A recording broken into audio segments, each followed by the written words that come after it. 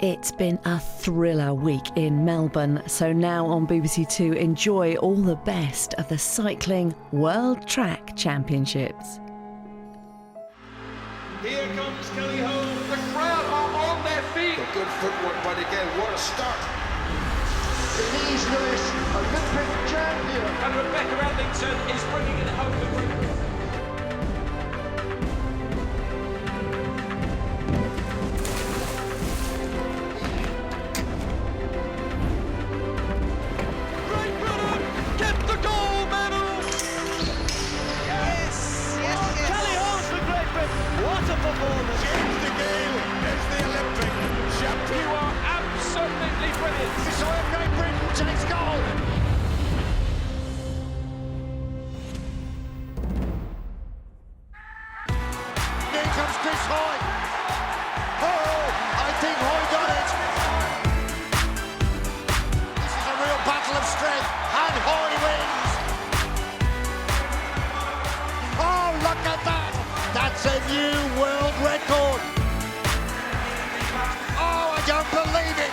What an amazing ride by Great Britain.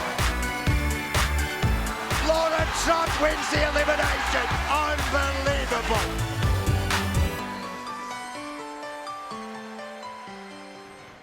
The World Cup in London in February was part one of a track trilogy that culminates in the Olympic Games themselves just 110 days from now.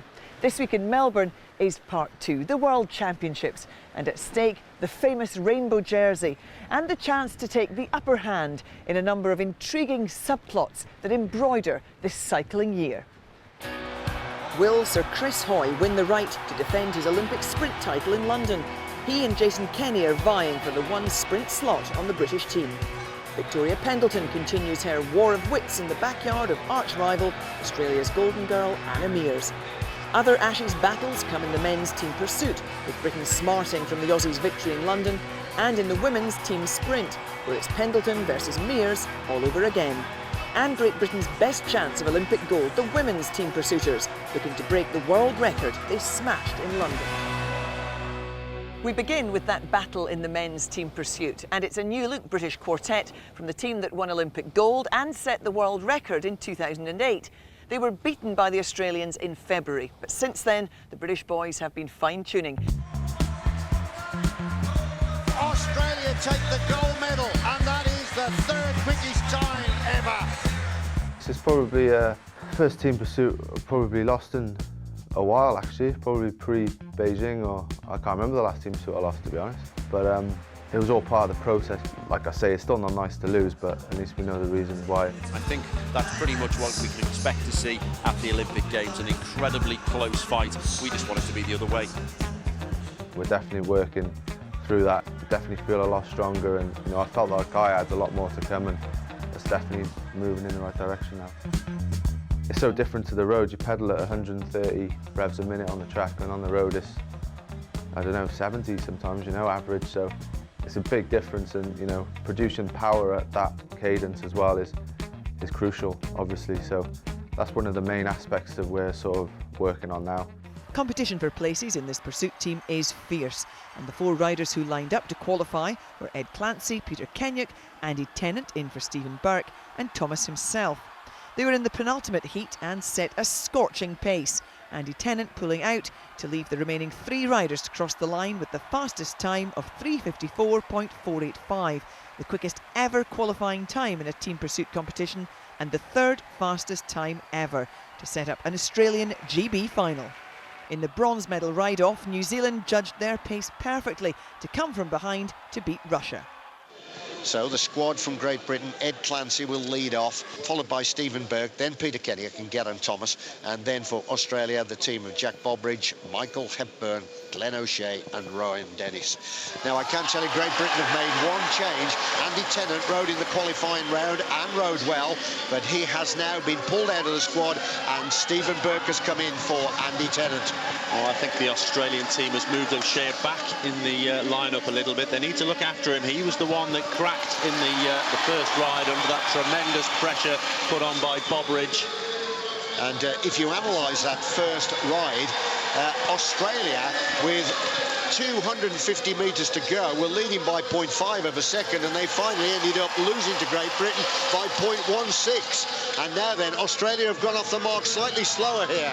Well, 0.3 of a second down. It's this part of the race where they normally make their mark, but it doesn't seem to be the case at the moment. They're holding. This is where Australia normally accelerate. Are they tired, or have they learned a lesson?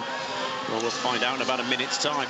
Probably trying to measure their efforts slightly differently to that qualification this morning, because they were well up on Great Britain at the midway point.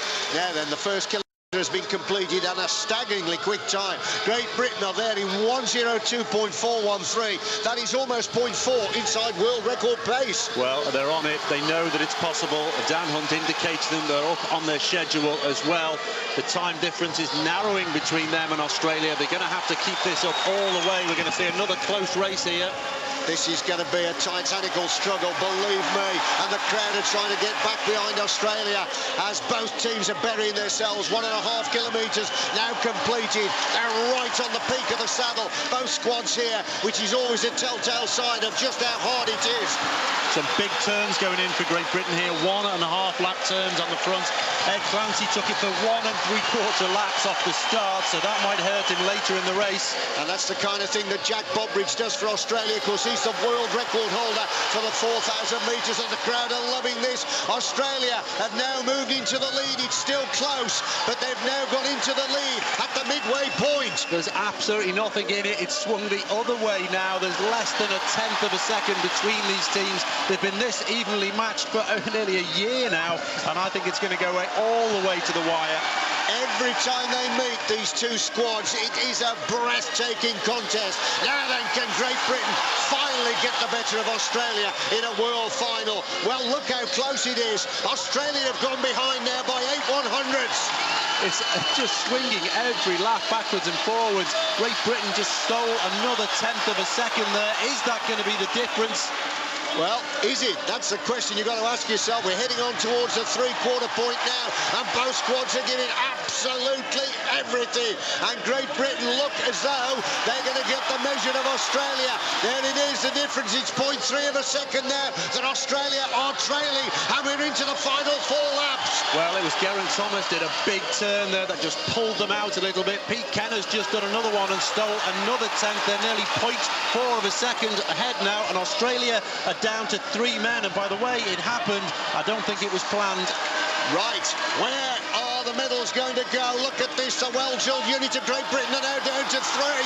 Both squads are now down to 3, but the advantage for Great Britain is 0.8 of a second. Surely that is a winning margin. Here they come once again. Great Britain, they've got the bit between their teeth now. They want gold, and they're going to get it. The bell. Great Britain are in the final 250 now. Keep an eye on the clock. They've got the world title. The gold medal is dangling before them. Australia, well, they're giving everything, but it's not enough. Here comes Great Britain, lining up as they run to the line. Great Britain are the world champions. A finishing time, 3:53.295. A new world record. Well, you can't ask for more than that, Chris. Both teams were absolutely on the limit. The cracks were appearing left, right and centre, but the British team were just holding it together there. They just managed to do it. They wanted that. They wanted it. They took a risk in the final by changing out, put Stephen Burke in, and that risk paid off. Well, there's Geraint Thomas. He knows what it's like to get a gold medal for Team Pursuing. He was a member of that squad in Beijing, and the celebrations are unfurling here. Trackside, they are happy with that, and who wouldn't be? And let's not forget the time of Australia as well. That was 3:53.401, Chris. Well, they finished strongly. They actually pulled some back there. They regrouped, and they dealt with their situation very, very well. It was so close at the end, but what a ride. There's Paul Manning, a man who knows what it's like to be a world champion for Team Pursuing. Here's the images then of the starting effort for Great Britain. They got it together, didn't they? They didn't panic. It was a seesaw contest, wasn't it? Well, just 1/10 of a second. They've been so close, and this is the event that we've all been watching for so long. In London, they were smarting. Last year's World Championships, they were smarting, and at last, just at the right time, the British team is pulling it all together. So Great Britain win the first gold medal here on day one of these World Championships for the men's 4,000 metre team pursuit. It's the fourth time that they've won the crown, the first one coming in 2005 in Los Angeles. Australia had actually been 8 times the world champion. Now, do you know, I think, if my memory serves me correctly, that is the 5th time they've raced Australia in a world final, and it's the first time they've beaten them. Now, surely that's going to really lift their morale for London. Let me just confirm the result. Great Britain win the men's 4,000 metre team pursuit. Australia get the silver, New Zealand get the bronze. And let me once again label up that time. A new world record by Great Britain, 3:53.295. It's rare that I'm speechless, but that was one of the most incredible team pursuit finals I've ever seen. How amazing was it to be part of it? That's the best World Championships, that's the best race I've had. I think it's the ones you really have to fight hard for that you remember for the longest, and I don't think I'll ever forget that one. We knew it was going to be a battle going into it, but I was speaking to Shane and Dan afterwards. Apparently we were just the 10th there all the way through. We got into that last lap. I'd already given it everything, like 3 laps to go, and I was just a passenger, and then I sort of hit the front again, and I was hanging off the back, like a bike length off the back for the whole last lap. I thought, oh man, I'm going to lose it all here. You know, I was the 3rd rider across the line, but yeah, thankfully it was just enough, just about, I think, so yeah. Well, a big job at the start of the race, because you did a turn and 3/4, it looked like, at the start. Yeah, basically we're copying Bobridge from the Aussies. He tried it first, so yeah, we thought we'd give it a go here, and it's worked really well in training, and it worked really well in qualifying, but well, it was hard to back it up here tonight, but I know if it means the guys behind me can do more later on in the race, then it's a good situation. I think, yeah, it worked well. So. Pete, fantastic to see you out there. Just how does it feel to have won here in Australia, won the world title, but also break that world record? Lost for words, really. I've been wanting this for the last 4 years, and it's never quite happened. And to come to Australia, beat the Aussies on their home turf, just makes it all the better. But that was the hardest team pursuit I've ever done. And you know, in London we didn't quite have it, and we said, you know, we'll only get better at the Worlds and get better at the Olympics, and we broke the world record there. But I think there's still a lot to come. You guys look to be right on the edge, just coming into the end of that. You, of course, stepped in after a brilliant ride from Andy Tennant in qualifying. How good is it to slot into this team? Definitely, yeah. They slotting in with the best, you know, and I'm just glad they believed in me, and yeah, it was all good. And I knew I was confident I could do the business in the final, and felt really good tonight. You know, felt best I've felt for quite some time. So. And Geraint, just how significant is it to come here and do that to Australia in their own backyard? Oh, it definitely makes up for London, that's for sure. But like Ed said, a great race, and it reminds me of Manchester, really, back in 08 before the games. Danes really pushed us hard there, and we broke the world record then as well. So, you know, I think we made a lot of gains after that, and I'm sure we're going to do the same now. And we just got to keep pushing. You know, it's all part of the process. And we've done a world record and we're happy, but you know, there's still a lot more to come. And you know, me and Pete are off to the Giro. We got a lap of Italy to just, you know, chase a load of Italians around there and get fit, and then yeah, just time on the boards. And yeah, we're just really looking forward now. London is massive. That's what we've been saying all along. So.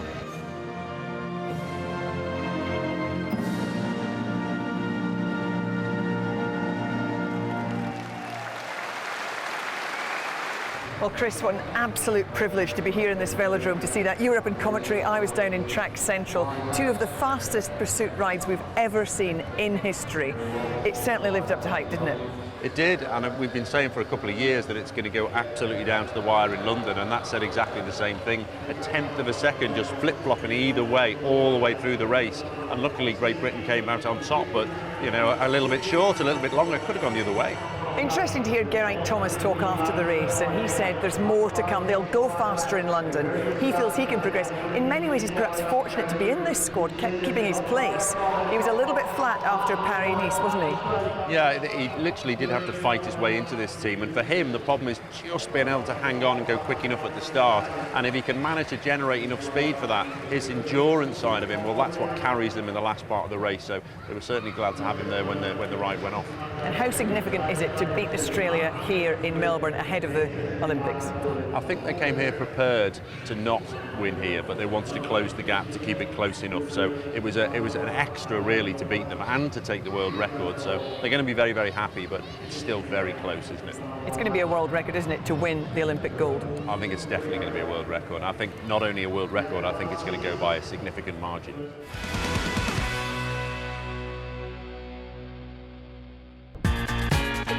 Victoria Pendleton's Olympic year got off to a sensational start when Jess Varnish launched the pair to a new world record for the women's team sprint in London, getting the British girls one up on the Aussie pair of Anna Meares and Carly McCulloch into the bargain. Here in Australia, the rivals have been engaging in a little war of words, with Pendleton questioning Meares' race tactics in the past, the Australian defending herself, and McCulloch saying Pendleton is scared of Meares. We had a press conference and it felt to me like some of the questions were angling me to dish some dirt or say something really controversial that they could, really stir up.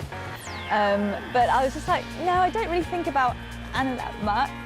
I don't know if I should. I don't know what I'm supposed to say. They broke the world record in London, only for you to then break it again. That's going to be one of the matchups of the whole week, isn't it? Definitely. It's going to be close. I mean, with China's also very close and in the mix, so it's going to be a very tight competition. It's going to be very exciting. I'm really looking forward to it, but I think, we couldn't have asked to be in a better place for this time of year, so we're really looking forward to it. I can't wait to just get out there and get it done, to be honest. The big surprise of the night saw Germany break the British pair's world record in qualifying, so Pendleton and Varnish knew they would need something special to make the final. The time they posted, however, was only good enough for fourth, putting them in the bronze medal race against China. Left of our screen, China. Right of our screen, starting in the back straight, are Great Britain. And away we go then, out of the gate. Jess Varnish with that big effort then, trying to get that gear wound up. And for China, it is the rider Gong Jinji. Now here they come then, round the track, and I can tell you it was Varnish and Pendleton that got the silver medal in the World Championships last year, 18.717. Then for China and Great Britain, well, Varnish coming home there with 19.08, so she hasn't backed that ride up, and it looks as though Pendleton's under pressure here to try and get the bronze. No, China take bronze, and they finished there in 32.870, and Great Britain have to settle the fourth on 33.160, and really it was down to that opening lap, Chris. Well, I think we got that nice surprise. A London World Cup from Jess Varnish as she exceeded expectations. There's a lot to ask to keep that going. Not quite as sharp as she was in London. She'll be disappointed with that. Back in that World Cup as well, she also posted back-to-back really good times. And some work to be done there. So riders now preparing for the final of the women's team sprint. Left of our screen is Germany, who set a new world record in qualification against Australia, who have been the world champions for the last 3 years running. Now then, that world record for Germany came off an 18.7, completing the distance on 32.6. But look at the starting power here of Meares. She really is flying around the track. Let's have a look at the opening lap. Well, there it is, 18.646 for Germany, but 18.415 for Meares of Australia, which means they are on course for a new world record. Coming up to the line now, let's have a look at this. There is the time for Australia, 32.597, who have to settle for silver, and Germany in the closing stages get 32.549, and Germany for the second time set a world record. Amazing. Well, you can see the surprise on the faces there, that they were hoping for it, but they didn't expect it. They're absolutely delighted, taking the world title, 2 world records. Well, they are now the team to beat for the London Olympics. That's absolutely amazing, isn't it? 32.549, and when you think how far behind they were after Meares' opening lap, who went through in 18.415. Well, they massively turned it around. It shows that they've got both riders on form there. It's not just a good starter, both riders absolutely in unison. And Australia inside the world record set by Germany in the time trial round as well.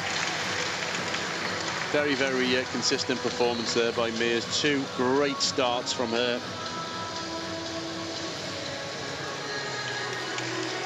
So the world record falls twice here in the women's team sprint, in the qualification round and in the final. And it's Germany on both occasions that set it. Well, who'd have thought that? They've come on leaps and bounds in the sprint events in the last, well, few months, actually. They've always been strong, but tactically they've really improved as well. Well, Australia, who've been the world champions for the last 3 years running, having to settle for silver here. Germany win the gold medal for the first time. And the bronze, well, that going to China, pushing Great Britain down into 4th position. You can't always expect to get on the track and do a PB, so we've done our best today, and we're happy with that. I think what it shows is the level of competition now. You are going to have to consistently break records and set personal bests if you're going to be in the medal hunt. Definitely. Well, we took sort of 2/10 off the world record in London for the World Cup there, but as you can see tonight, there's another 2/10 been taken off it, so we've got to step up again, and we definitely will. Do you think you can improve, progress and get in amongst the medals and certainly get on the top of the podium in London? Absolutely. I mean, we're only talking a couple of tenths or so. It's not a massive amount of time. And Jess and I have still got a lot more to come in terms of kind of fine-tuning our performance. We're still a regularly new sort of combo here coming together. And what we've done already has been a massive achievement and more than I expected, really. You know, until this period of the year to sort of pre-Olympics, it's way more than I expected to gain as a team. So I think we did a great job. We'd like to do better. We will do better. We're just going to train hard now for the next couple of months and hope that we can find a little bit more time. It's a different competition at the Olympics. It's very different. It's a different environment and it's on our home turf. So we should take something for that and hope that it gives us a little bit extra. Wanted, a big man who can fly out of the start gate. That's been the problem for the British team sprint squad, and this is the latest solution. Philipp Heins, German-speaking with an English father, who switched allegiance just 5 months before the Olympics. Philipp's a great lad. He's pretty young, certainly compared to me. He's about half my age. It reminds me of when I was younger in the team, and everything's new and everything's exciting, and it's great fun having him in the team. Philipp's strength is his acceleration. His start is really, really fast, and the crucial thing is he's improving all the time. So the other guys have been around for years, and they're make very, very small improvements if at all.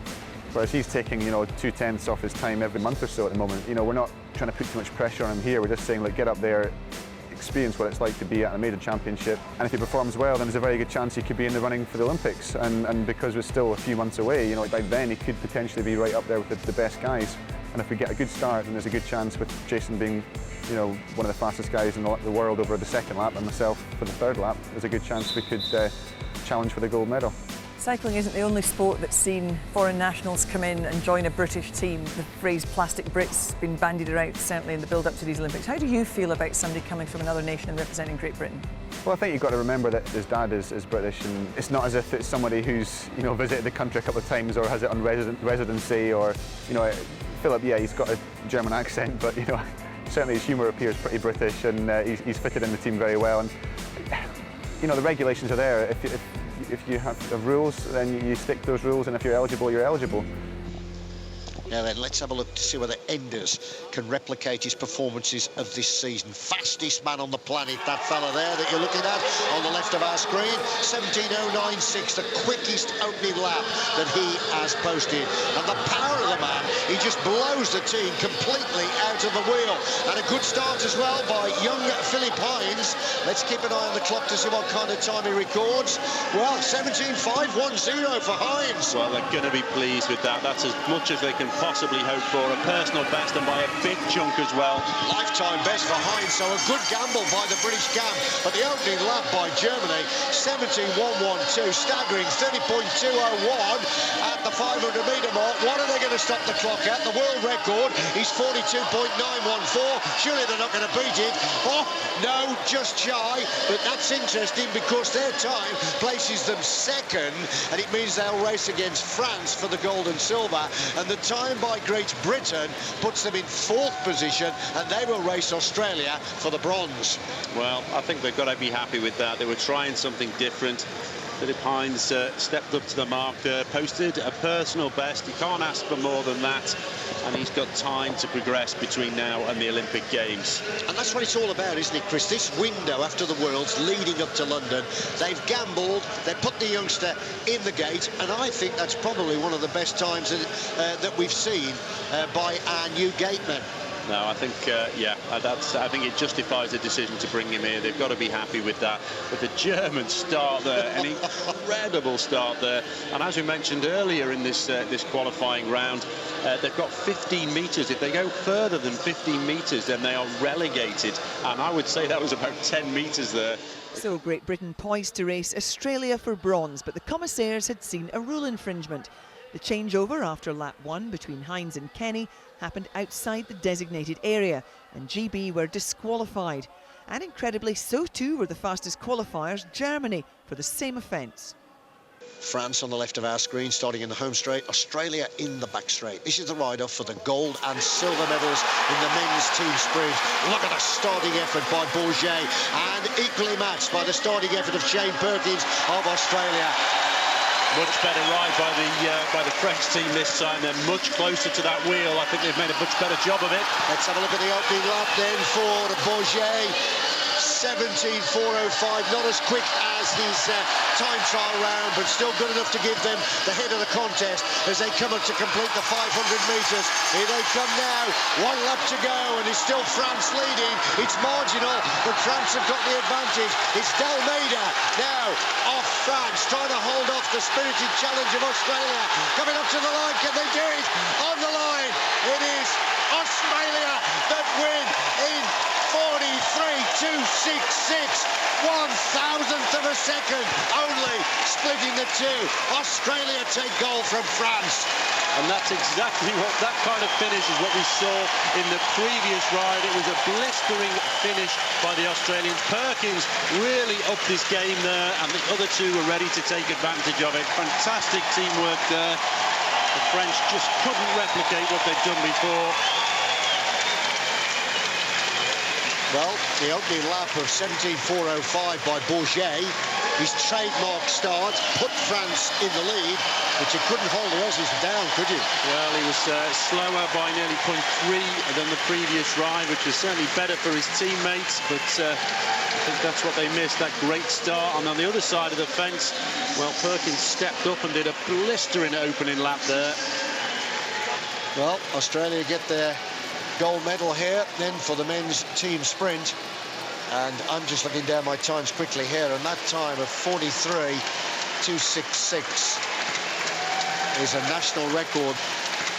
Well, that's pretty risky. I don't think I'd fancy doing that, but his son certainly seems happy. Going to go a long way back to the record books to find when Australia were the world champions at this event before.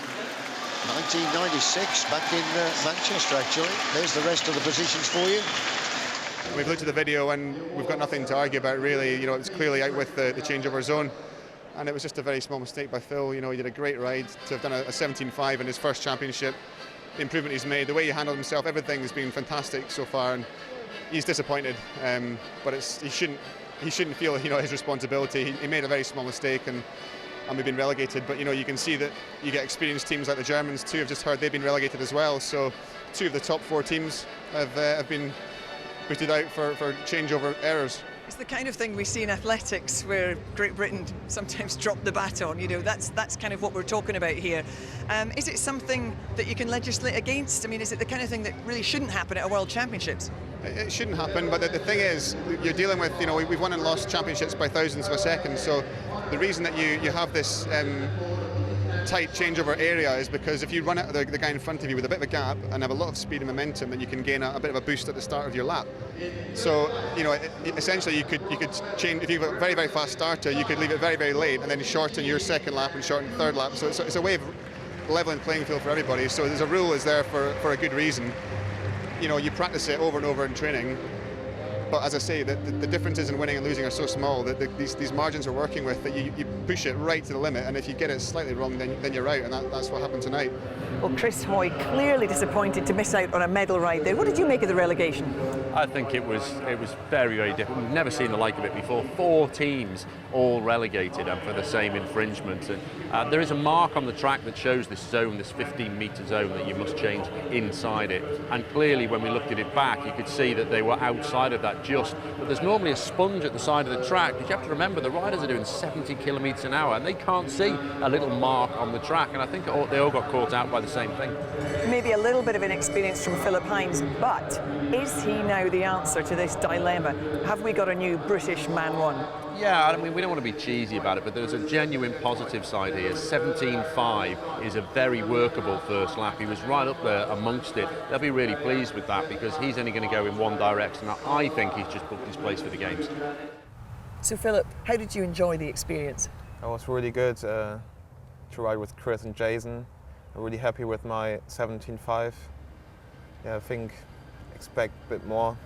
Very promising, but obviously disappointed not to get into a medal ride and be relegated. What happened in your mind?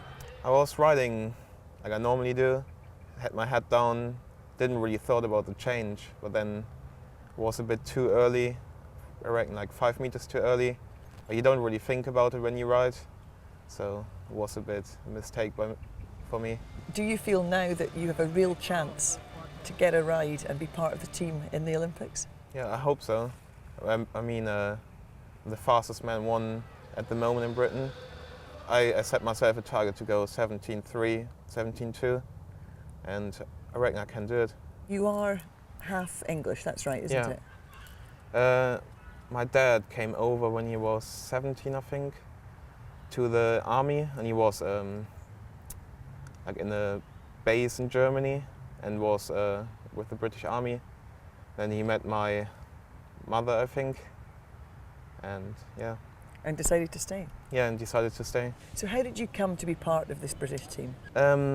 My coach in Germany was Jan's old coach, and I thought because I'm British, should ask Jan if I can get to the British team. So my old coach made the contact to Jan, and Jan asked Shane and Dave if it's possible, and then I got accepted to the academy. How do you get on with the other guys? Do you understand the English sense of humour? Are you fitting in all right? Sometimes I understand it, but sometimes they have to explain to me because there are some words I don't know. And yeah, but it's pretty good. They explain it to me and then I can laugh with them. Your father obviously is British. What does he think about you being now part of potentially a British Olympic team in London? I think he was proud of me when I was in the German team, but I reckon it's nicer for him that I ride for Great Britain.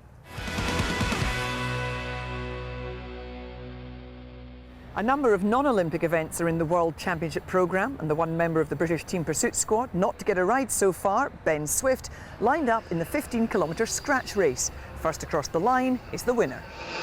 Coming up to the line, 10 laps to go then in this men's 60-lap scratch race, and the whole field are all back together. And on the front, it is Marvuli of Switzerland, twice a world champion. Ben Swift is in the shake-up as well.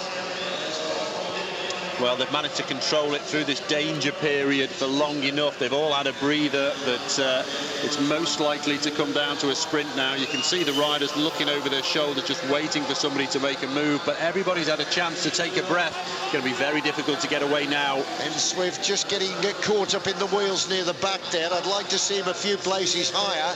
Marvuli watching everything here on the front. Well, he's playing on a sprint, isn't he? Because he's staying at the front and slowly winding up the speed. He wants a couple of wheels to come around. Müller goes again. My goodness me, Müller, who was off the front for about 6 laps before he got pulled back, is going again. So 7 to go when they hit the line this time, and Müller has gone here with a surprise attack. Now then, the 2 riders from Hong Kong that won the gold medal in this were exactly the same tactic as this. They went clear and he ran out of distance and couldn't pull him back. There's a big reaction at the front of the main field now, and it is Viviani of Italy yet again. Well, I think that might be a mistake by Viviani. He's so frustrated. He can see that the form is there, but you can't do it all on your own. Surely he's not going to close that gap, but he has in fact just ridden away from the rest of the field. This is a carbon copy of last year's closing stages of the world title then. It was Ho Ting Kwok that won it for Hong Kong, and Viviani chased him all the way to the line, but ran out of distance and had to settle for silver. This is going to be a grandstand finish.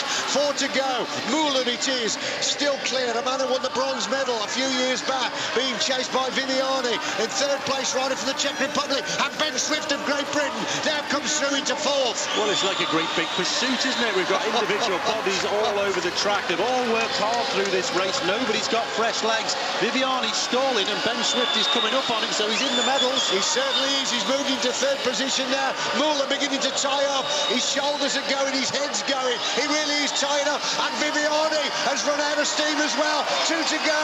And it's still Moulen at the front. Ben Swift is in second position. He's got in the wheel. Blahard of the Czech Republic. Now then he looks back to see where Viviani is. It'll be the bell this time. And Ben Swift is in with a serious chance here of winning the gold medal for the men's scratch. Surely he's going to be in with a great chance of coming over the top now. Here goes Ben Swift. Ben Swift of Great Britain has really begun to ignite the burners now. There's a big attack coming from the back, and Ben Swift might be pushed out of it. He's in the finishing straight now. Here comes Swift. Swift into the line. Swift takes the gold medal in the men's scratch race, and the crowd absolutely loved it. Hoffman of the Republic of South Africa nearly took him on the line, but couldn't quite get to Ben Swift. What a great victory. Oh, when he looked over his shoulders with 50 metres to go, I thought, no, don't do that. If we could see them closing so fast behind, but he played that absolutely beautifully. Viviani's frustration, we said it as he made the move, oh, it's a mistake, he's gone too early. The form, he knew he had the form, but it was just too far to go, and Ben Swift just waited a little bit longer, and that's what made the difference. His legs totally buckled, didn't they, Viviani? But Ben Swift was there when it counted. There's the official result. Ben Swift of Great Britain takes the gold medal. He's the world champion. Nolan Hoffman, Republic of South Africa, gets the silver. And Wim Strottinger of the Netherlands gets the bronze. But well ridden, Ben. He was in most of the moves throughout. He rode a very clever tactical race, and when it counted, now this is it. Take a look at this. Moulen at the front. He's running out of steam. Well, this is the part really where you've got to have some courage, because he gambled here. He thought, well, if I just keep pushing on, I'm going to get beat. He could see he was managing 3 groups of people there, and he knew that he just had to hold him on the shoulder, and if he could get round this bend, the race was his. Absolutely, and it's there, isn't it? When he knew he got the rider from the Czech Republic with him, he wasn't too worried, because he knows he's got the better finish, and that's Blachar. And then, of course, he began to apply the pressure. And on the line, though, it was Hoffman, the Republic of South Africa, nearly spoiled the party. Look at this. He did come down quick on him, didn't he? But Swifty had done enough to take the gold. It was a fantastic late charge there, but well, it couldn't get more exciting than that, really. I'm really pleased, because what's happened in the past, because of the Olympic Games, we've tended to ignore the rest of the events in the World Championships, but now here we're putting riders in all the disciplines. No, we've got to be pleased with that. That's a pretty fantastic opening day with 2 gold medals for Great Britain. He is happy. The official result of the men's 60-lap scratch race: Ben Swift of Great Britain takes the gold medal and becomes the world champion. The silver medal goes to Nolan Hoffman of the Republic of South Africa, and the bronze goes to Wim Strottinger of the Netherlands. Wow, that kind of crept up on us there. A great win, but boy, you had to work hard for it. Oh, definitely. I mean, once that guy attacked, I knew somebody was going to attack in the finish, and just tried to play it cool and make other people chase. And it's definitely the hardest I've ever had to work for a win on the track, so I'm more than made up. And of course, what happened earlier on in the session, the guys winning the team pursuit, I know you desperately want to be part of that, certainly going into the Olympics, but that clearly inspired you. Maybe you felt you had something to prove there? Oh, definitely. I mean, I could not try and win after seeing them boys. I nearly lost my voice cheering for them, and no, that was unbelievable what they did there. And to be part of it in the training and stuff like that, it's unbelievable. And to actually get a jersey of my own now, it's going to be one happy room tonight.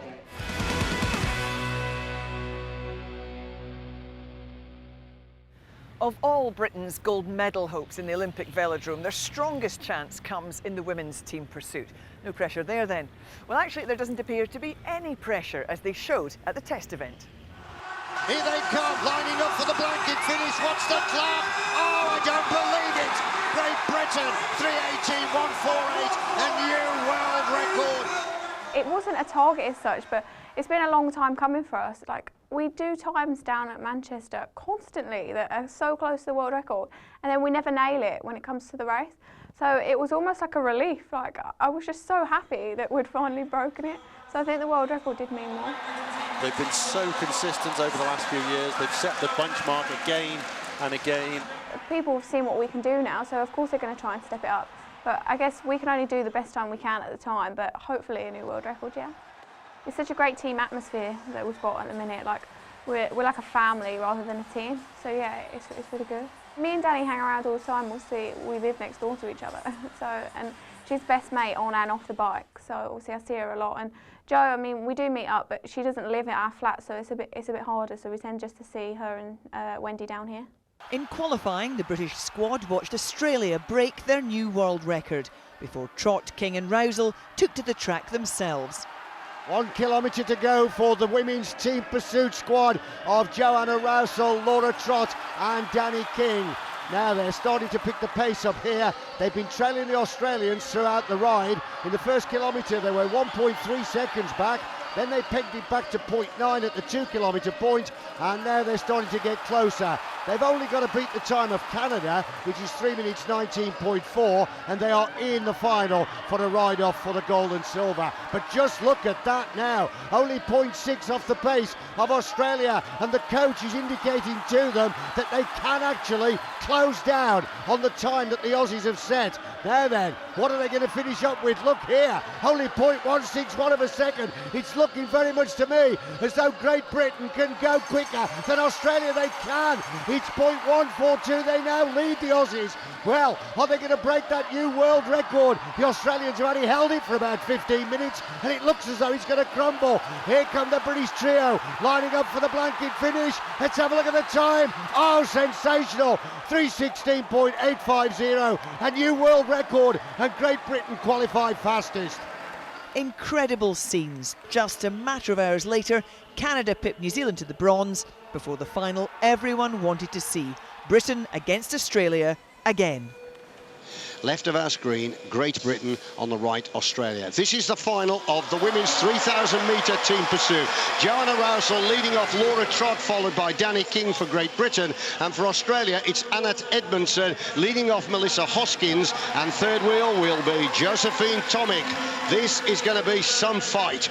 Well, as I say, we can expect Australia to put in a very, very strong start here. But they really need to calm it down. It cost them later in the race. The British team rode a beautifully paced schedule all of the way.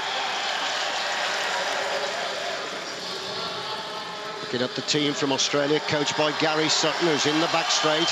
And Paul Manning there, he is the coach for Great Britain. And of course, Paul Manning, winner of a gold medal in Beijing for team pursuiting. There's nothing that he doesn't know about this particular discipline. And they are at the moment looking very, very polished, both squads.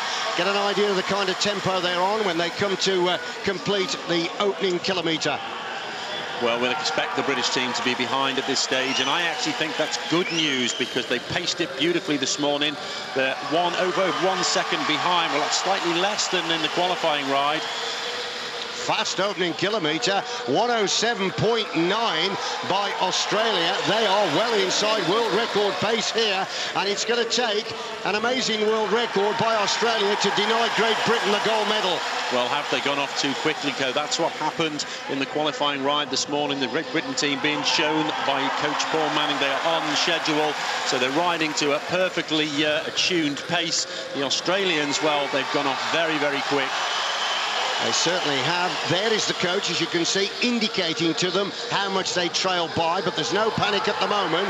And just to underline what Chris said, have Australia gone away too quick? Because you can give too much too early and then pay a big, big price. But the crowd here are getting behind Australia, but Great Britain are now starting to go about chipping away at the advantage and limit the gains of the Aussies. Well, they haven't got far to go. That's the problem. They're taking it back at a 10th a lap at the moment. Well, they're going to have to increase that rate again if they're going to take this title, but they're not going in the right direction.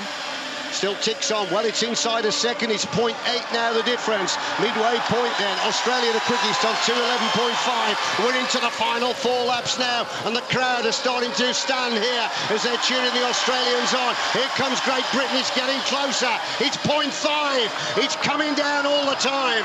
Well, this is going to come down to, did the Australians start too quickly? It was a blistering opening kilometre, the fastest ever seen, I think, and I don't know whether they've paid a price or not. We're going to find out in the next few seconds. Well, look at this now. Great Britain have gone ahead. They've got it. This trio of youngsters pedaling around the boards here, silky smooth, turning on the style and giving us a stellar performance. Coming up then to the line again, and Great Britain are really tapping out an unbeatable rhythm. Keep an eye then on the clock. Are we going to see another world record? Great Britain lining up here for the gold medal. That world record that they set this morning, 3:16.850. Here they come up to the line. Great Britain are going to take the gold medal. They take it. Look at the time. I don't believe it. It's a world record again. Great Britain 3:15.720, and it was a delivery timed with absolute perfection. Australia settling for silver again with an astonishing time of 3:16.9. But Great Britain, Chris, they didn't panic. They allowed Australia to take the race on, and then when the time came, they slowly chipped away at the advantage. It takes an awful lot of confidence to start like that in a world title race, to actually just think, no, we're not going to look at the other team, we're going to do our thing. And I have to say, when I saw that opening kilometre from Australia, I thought, that's it, that's exactly what you wanted them to do. They've gone off so fast, and it's just not possible to continue at that kind of price. And sure enough, they paid it in that last kilometre. Only a tad inside 1:08, but that is definitely the fastest opening 4 laps I've ever seen in women's team pursuiting. So Joanna Rousel, Laura Trott and Danny King have won the world 3,000-metre team pursuit title, and they'll be on the podium a little later to collect the jerseys and the gold medal. But it really was a polished performance, silky smooth, stellar performance, as I said in commentary. And here's a chance to look at a few images. They held the line absolutely perfectly, and that really is the way to do it. Look at the face on King here as she gulps in the air at the front. Well, she was astonished. We saw her put her hand over her mouth as they crossed the line. She just couldn't believe how quick they'd gone, and that's the difference of having another team on the track. They effectively rode the same as they did in qualification, but they had another team a few seconds in front punching a hole in the air, and that really makes a difference. Perfect blanket finish as well. Both rides from the Australians, they went out very, very hard. You rode a very, very consistent ride today. Yeah, that was our plan. In London World Cup we did similar. We went out fast and came off it a little bit towards the end, and so we've looked at our strategy and changed that slightly. We decided to go out steadier today, and it paid off, so yeah, we're over the moon.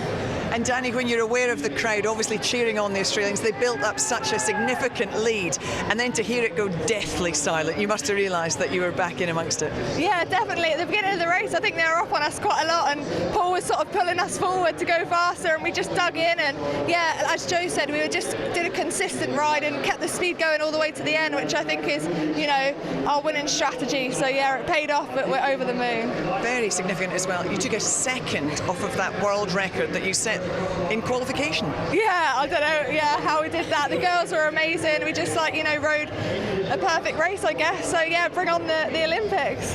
We saw something very close to the perfect race from the guys yesterday, and obviously, as you said, that inspired you all, but it must be very special to be part of this team and to be riding so consistently well, Laura. Oh, definitely, yeah. I mean, I think over the last few competitions we've really nailed it, like we've really nailed pace control.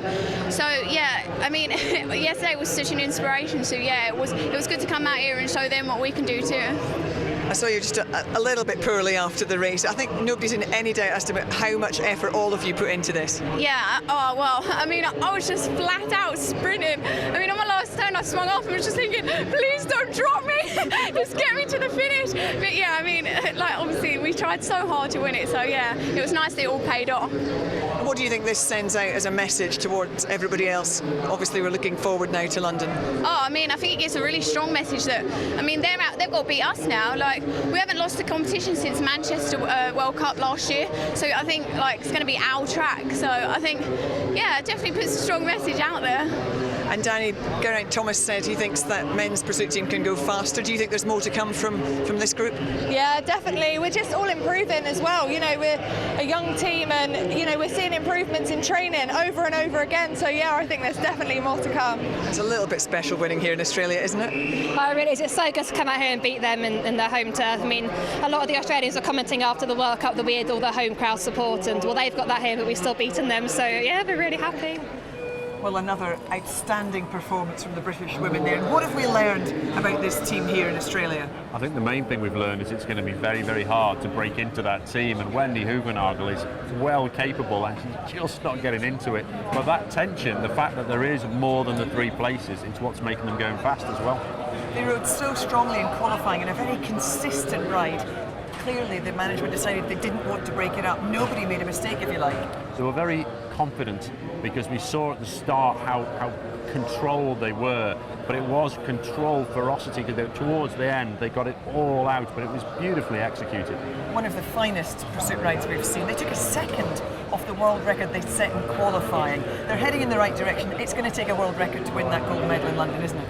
Certainly, the world record's going to go again. I mean, seeing it broken by a second and then again here is just amazing. And I think Paul Manning is a fantastic coach for them as well. He has the experience, so he gets their respect, but his character, he can just deal with the ups and downs of a team that's just warring to be selected. In the kilometre time trial, Germany's Stefan Nimke claimed his 4th world title over the distance, equalling the record of Sir Chris Hoy, among others. And in the women's points race, Russia's Anastasia Chilkova grabbed gold in the final sprint, with Caroline Ryan taking bronze, the first Irish woman ever to win a World Championship medal on the track.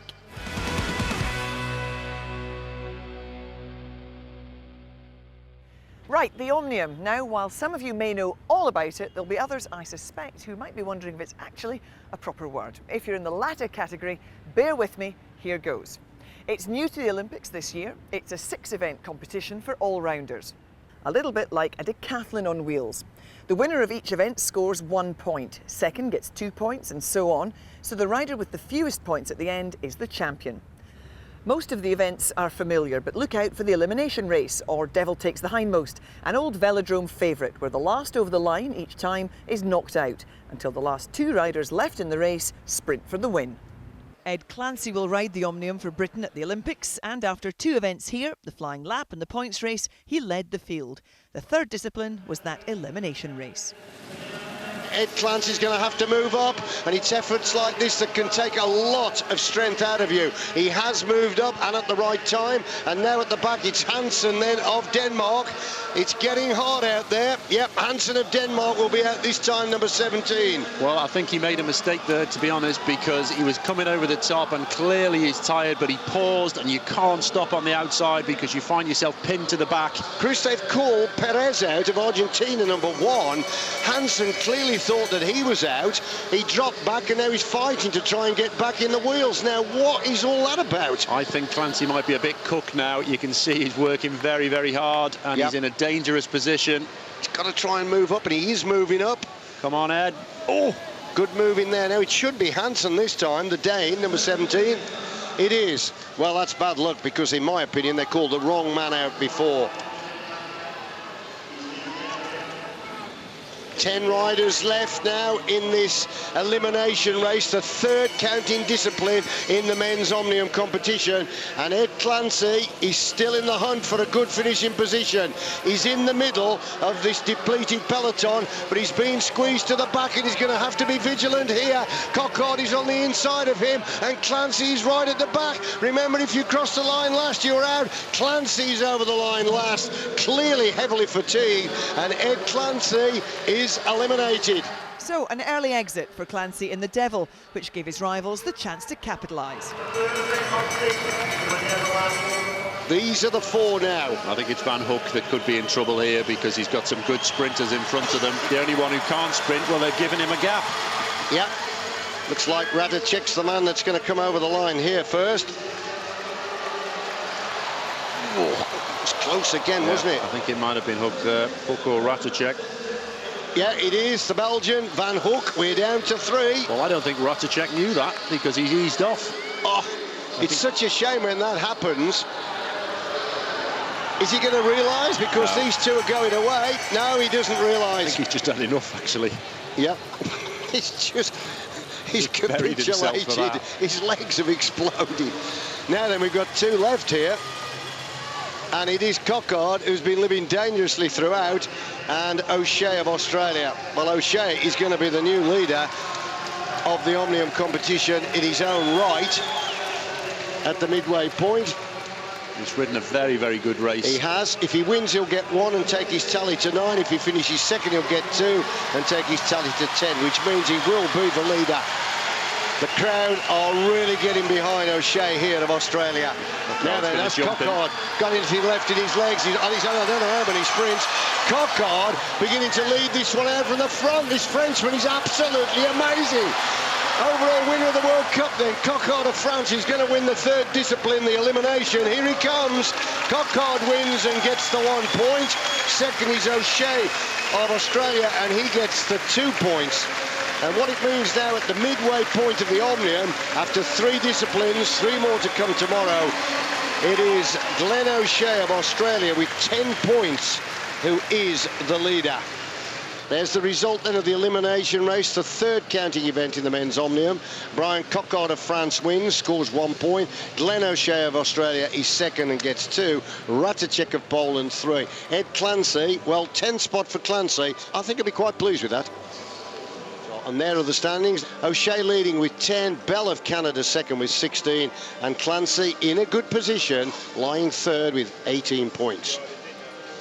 In the 4th event, the individual pursuit, Clancy finished 3rd behind Bell and Hansen, so was in the bronze medal position with 2 races left. Event 5 was the scratch race, and Clancy came 2nd in the final sprint, but 6 riders had already gained a lap, including the 2 leaders, Bell and O'Shea. So the standings, with just the kilometre to go, saw the Australian and Canadian tied at the top, with Clancy pushed into 4th.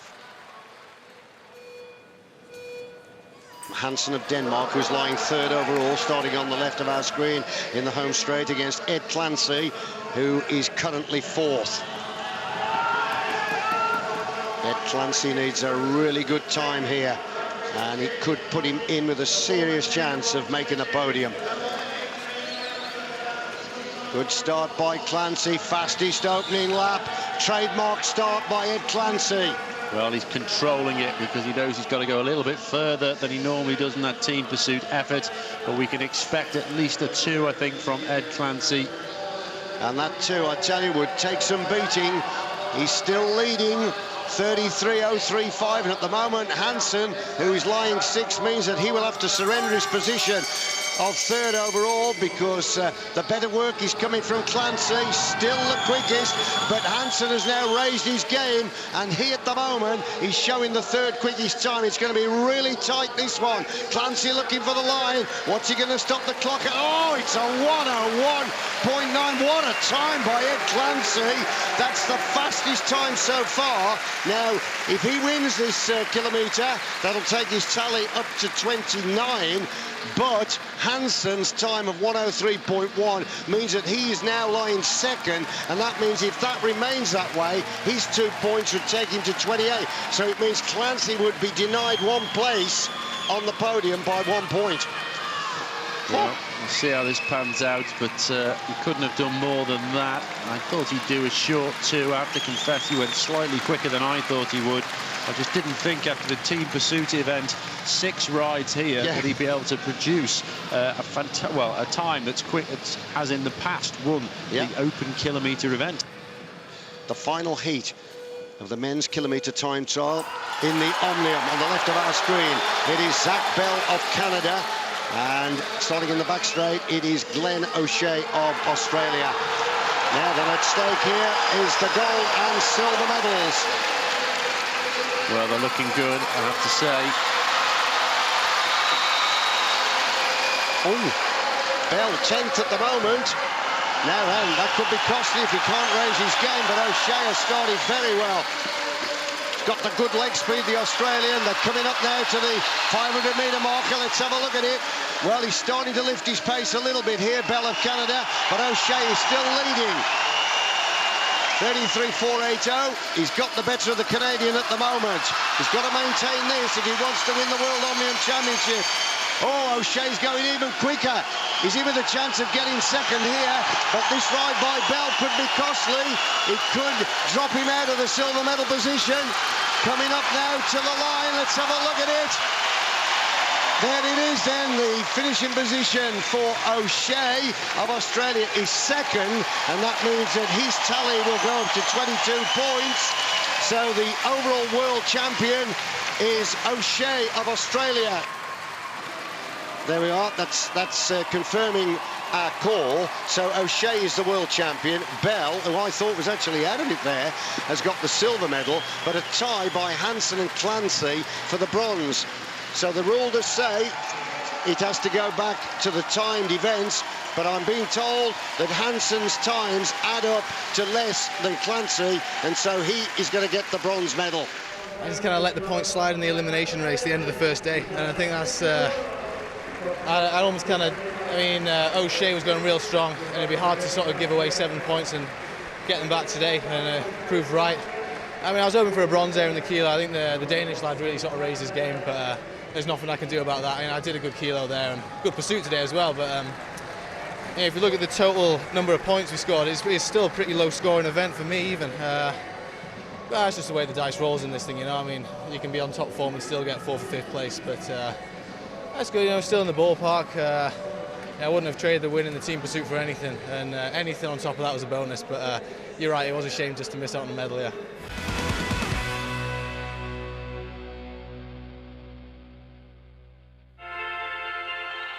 After breaking the world record in the team sprint with Jess Varnish in London, Victoria Pendleton found only disappointment in the event where she is the defending Olympic champion.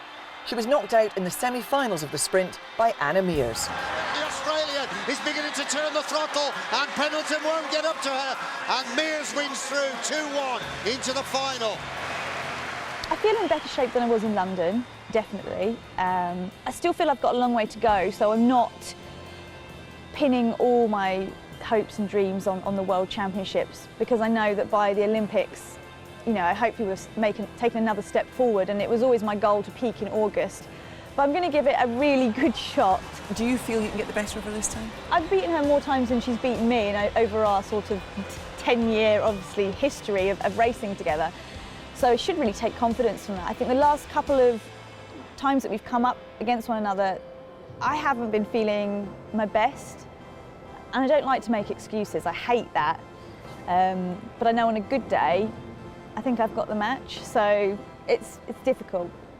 The size of the task facing Victoria this week soon became evident as Meares broke the world record for the flying 200 in qualifying.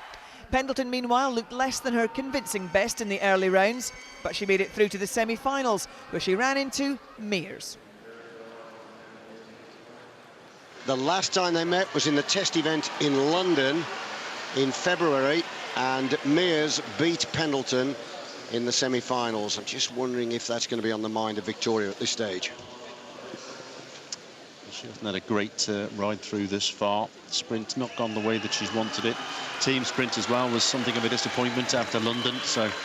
But we've seen her bounce back before. Well, let's hope she can do it here. It's so important.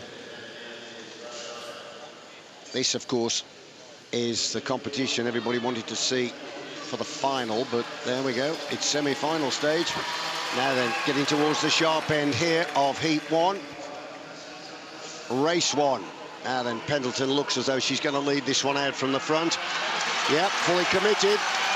Exactly as you predicted, Chris. Now Pendleton needs to get that high leg speed to ward off the challenge of Meares. Meares starting to come onto the shoulder now of Pendleton, but Pendleton's working really hard, trying to hold off Meares as they come. Oh! Down the finishing straight, there's a crash there. Meares wins race 1, and Pendleton has slid all the way down the finishing straight, and she's thrown her helmet off. I don't exactly know what happened, whether they just came together. Well, it was a touching of elbows, actually, and wow. Of course, that's your steering. Anna Meares really didn't want that to happen. It wasn't intentional at all. I think they were so committed. Sometimes in sprinting, yeah. So committed, Chris, to get to the line first, and they were absolutely on top speed. And of course, Victoria Pendleton really went down and slid along. Let's have another look at this. Mears coming around the outside, and you can see how close together they are. Elbows out there, touching each other, and oh, it's actually Pendleton. Yeah, Victoria just Pendleton came out to the sprint line, and wasn't Anna Mears' fault there. She put her hand up, as much as to say, it wasn't my fault. And you're right, Chris, she came out of the sprinters' line. Here's another chance to see it.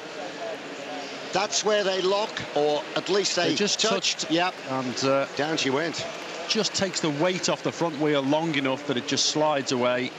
Well, that result will stand, and how shook up is Victoria Pendleton. Well, Pendleton has come back from one down before, taking it to a decider.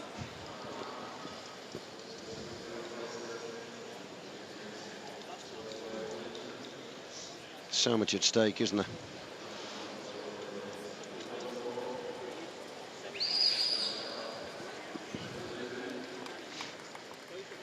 Very different types of rider as well.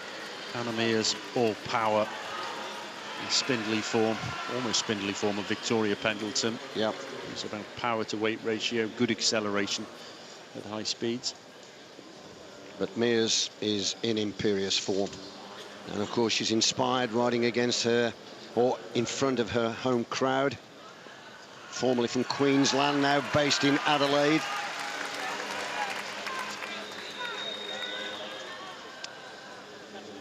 Pendleton performed well at the front there. I'm wondering if she wants to try that again.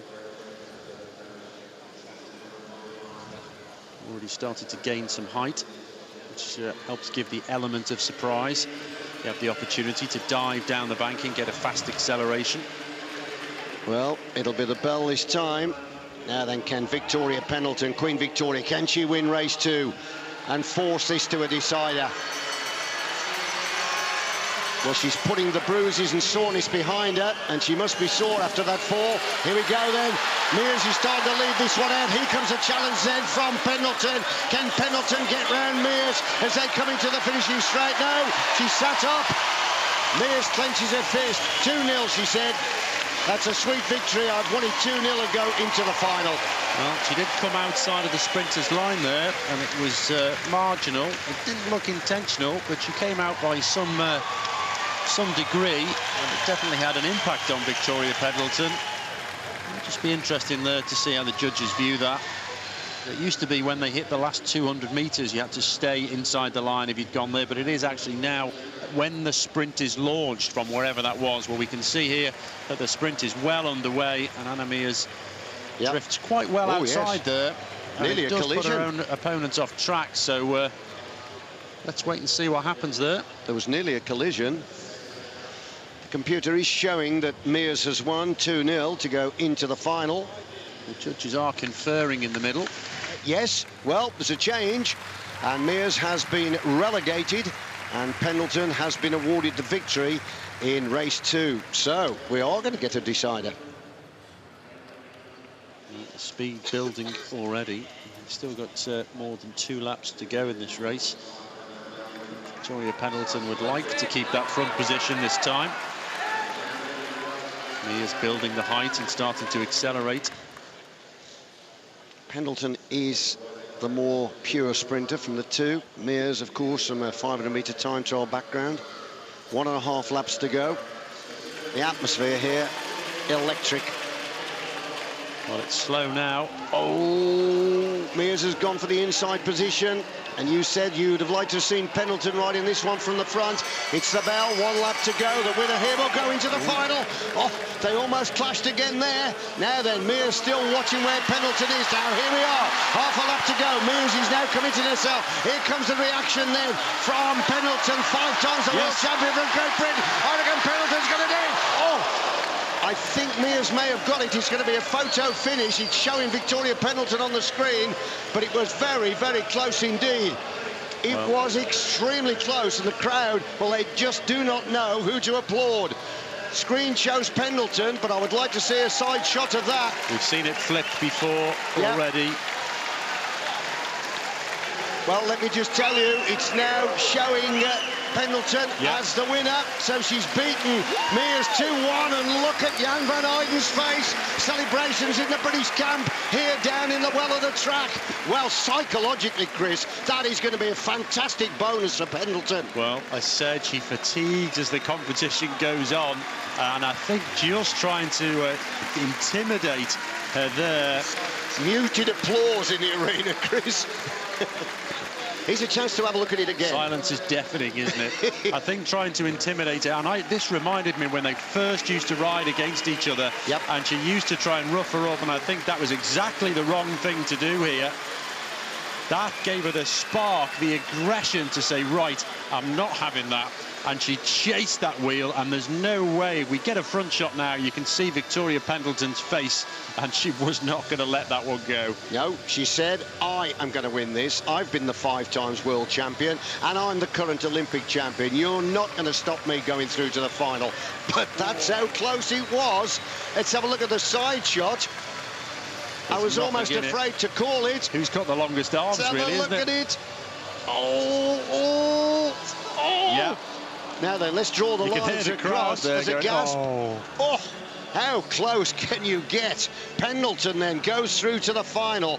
In the other semi-final, Simona Kripkaita of Lithuania cruised past Chalika of Ukraine. Mears then beat the Ukrainian to take bronze, not the medal she wanted, in front of her adoring home crowd. Well, Victoria Pendleton has gone on record as saying winning the gold medal in London is the most important ambition for her. And to win the world title here on the way is certainly going to do a lot to reboot her confidence. This, of course, is her signature event.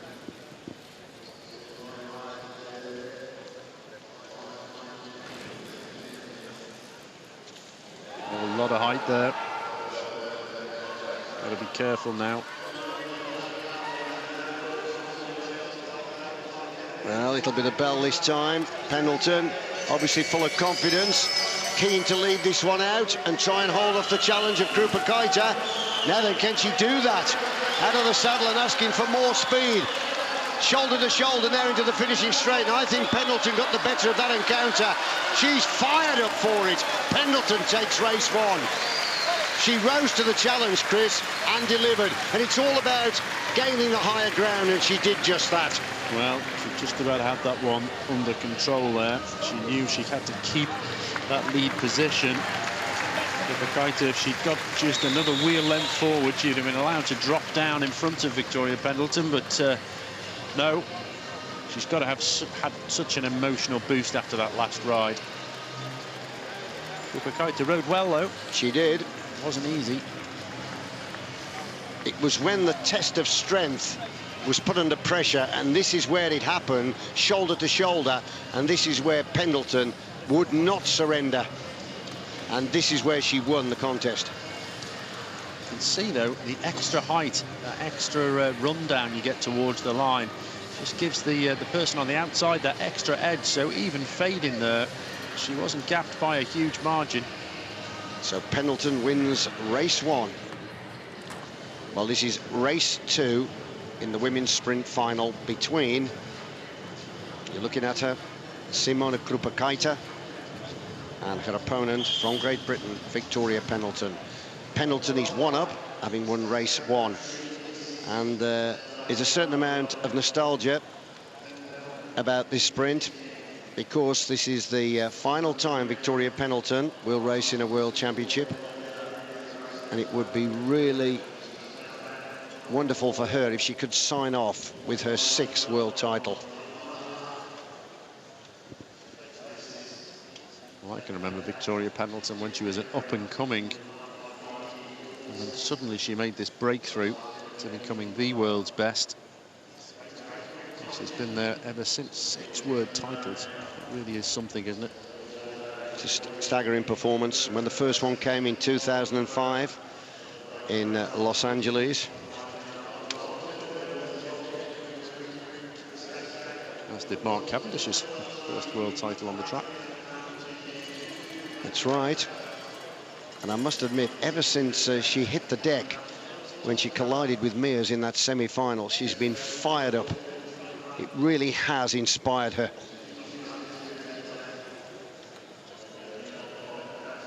Just 2 laps to go now. That crash has reignited her ambition and determination.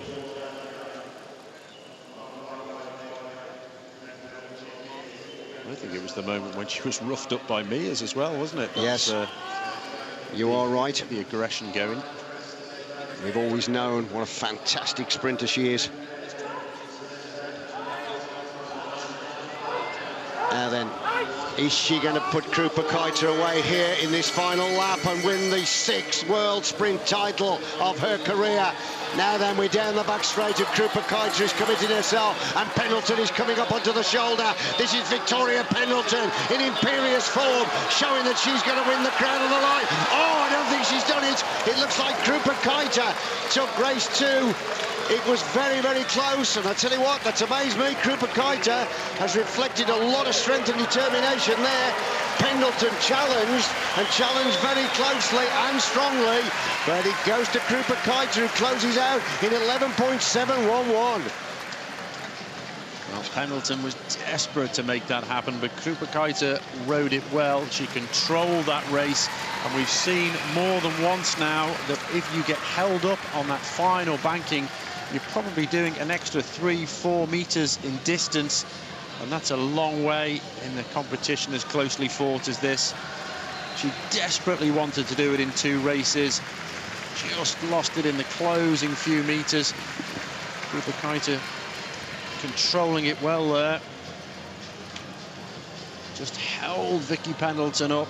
See the elbows touching there. She didn't come out of the sprinter's line. And then used the banking to come down. See to the black line. That was the bit there where she used it. Vicky Pendleton actually rode up the track a little bit and scrubs the speed off. It was a good clean sprint though, Chris. It was. And it was very close. And the upshot of that result means, and there it is, confirmed for you, look how tight it is, that they are going to come out onto the track and race for a 3rd time. But then drama in track centre. Well, amazing news just coming through here, and the news is that Krupa Kaita has actually been relegated from that 2nd clash with Pendleton, and it means that Victoria Pendleton is now the World Sprint Champion for the 6th time. In actual fact, the infraction took place with about 150 meters to go, where the sprint had been commenced, and she didn't hold her line. Hence the relegation for Krupa Kaita. Emotion spilling over here then for Victoria Pendleton. She wins the World Sprint title. That equals Galina Ermolova's record of 6. Victoria, I really don't know where to start. What a day of high drama. I know. Let's start first of all with reaction to your 6th sprint world title, and here your final world championships. Yeah, I mean, I'm very pleased with the result, obviously. Not necessarily the kind of way I'd like to win in an ideal scenario. I mean, with relegations and stuff, it always feels a bit weird. It doesn't really feel very kind of true to the sport. But, you know, they're the rules, and yeah, it's weird. It's definitely a bit weird. I'm delighted, obviously, with the result. To be perfectly honest, I didn't think that it was going to happen coming into today. Why was that? To be honest, I was disappointed with the team sprint a little bit. I felt that I could have done a better job. I almost felt like I'd let Jess down a bit, which is a terrible feeling. So picking myself up for this was quite hard. Yeah, it has been an emotional roller coaster today. That crash, it took a lot for you to get back up on your bike. We can see the damage you've done. Hold that, let's have a look at that. I don't want to damage you any further, but we'll take a look. We'll take a look at that. Too bad. What happened? I just lost my balance. Sometimes when you're really giving it everything and, you know, you're really going for the line, you can sense your opponent here. I just kind of leant a little bit too far one direction and lost traction on them. So it's just one of those things that happens. My dad always said, you don't do track cycling unless you're prepared to crash, because it happens now and again. Finally, how significant is this win for you here leading into the Olympics, particularly the win against Anna Mears? I mean, it's given me a lot of confidence. I thought that this was going to be a stepping stone, and I was hopeful that I might just do a better sprint performance than I did in London at the World Cup. So I definitely feel like I've fulfilled that and got the bonus of a world title. So I am more than pleased. I know I was crying, but honestly, I'm delighted.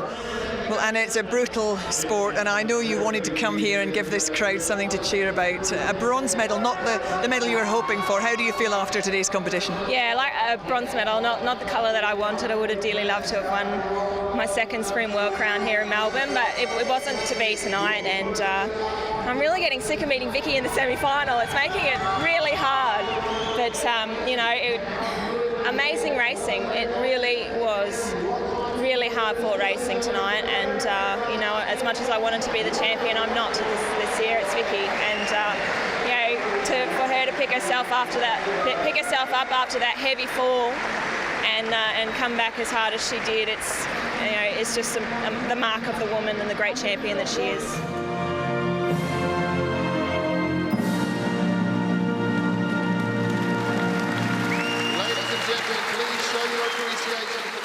Well, what a night of drama and emotion here after Victoria Pendleton claims that 6th World Sprint title. And if we were being absolutely honest, if she was being honest herself, Chris, she didn't see that one coming. She didn't. I mean, I was speaking to her earlier, and no, she didn't, and nor did her coach either, Scott Gardner, and it came as a surprise to everybody. And I think the moment that she actually got it was when Anna Meares started to push around the track, and Anna Meares lost herself a world title at that moment because Victoria Pendleton forgot about everything else and just thought, like, you're not doing that to me. And you could see her face change when we were doing the commentary. You could actually see her face change. It was a fantastic ride then. And to get back up on her bike after a very, very big smash. Yeah, I mean, it sounds a bit counterintuitive, but sometimes a crash can help because it kind of just takes away all the nerves and you go, right, I'm on the back foot, I've got nothing to lose now, and you get up with a clear head. So not something you can really plan for, but it's not always a huge disadvantage. But of course, psychologically, she then had to, on the third ride, having seen Anna Meares relegated, still get up and beat her, and that was crucial. Yeah, it was really getting towards the end of a long, traumatic day as well, wasn't it? But I think that was the moment, though, and after that, she knew she could do it and fought all the way to get the title. And if you push Anna Meares to 3 rides, often that's the result you'll get. Yeah, Anna Meares, I think, has shown in the last 2 World Cups at least, but quite historically, she does die off. She doesn't back up well, and the longer the series continues, the more jaded she gets. And it's going to be a real upset for her after such a fast qualifying. Outpouring of emotion from Victoria after Krupa-Kaita was relegated. It's not often you can come to a World Sprint Championship, lose more rides than you win, and still become a world champion. No, and that was the nature, well, of the whole day. It has been, hasn't it? It's just seen everybody, just so many surprises for so many different people, and it was great though, after such a hard fight, to actually see it all come to an end.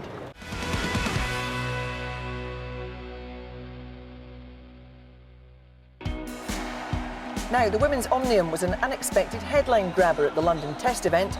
It was due to Laura Trott's elimination race. Everyone was talking about it. Like, it didn't even seem that big a deal to me. Every time there was an elimination sprint, the Hertfordshire teenager made a last-ditch dive for the line to stay in the race. It's going to be so close! Oh! It was only a race, I do it every day, but yeah, it was weird. Yes. Oh, she does it!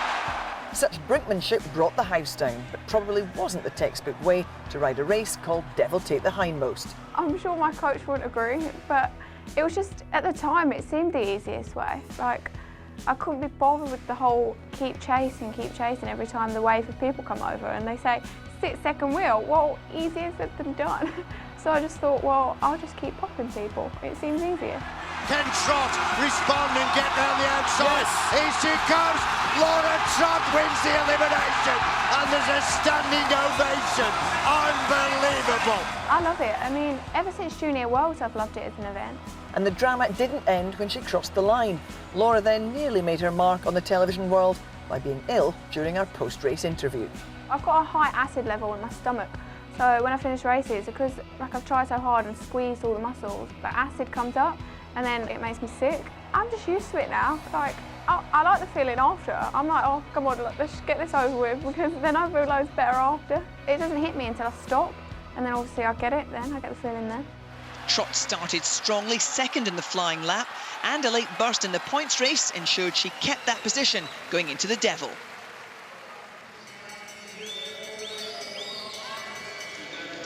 Oh, Laura Trott at the back now.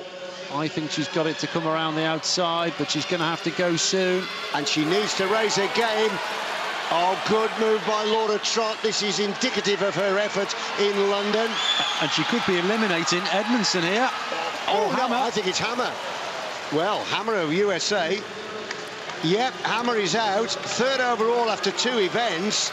And that will be quite costly for Hammer. She really is superb at riding this event. So 1, 2, 3, 4, 5. So she's riding well here, is Laura Trott. And this isn't fatigue. We've learned, haven't we? She's happy in that position. Yep. She knows how to just do that final acceleration. Here comes the dig. 6 riders left then. Oh, yes, Laura Trott, textbook riding of the elimination. Looks like the Kiwi this time is out. Kizanovsky. Yeah, Kizanovsky goes out. Kizanovsky coming into this 3rd event in 11th position. Now then, if we look at the riders left on the track here, Chris, 5. So the worst Trott could finish is 5th, which would give her 5 points to carry forward and a total of 15. So she's making a real good start here on day 1 of the Women's Omnium. Get ready.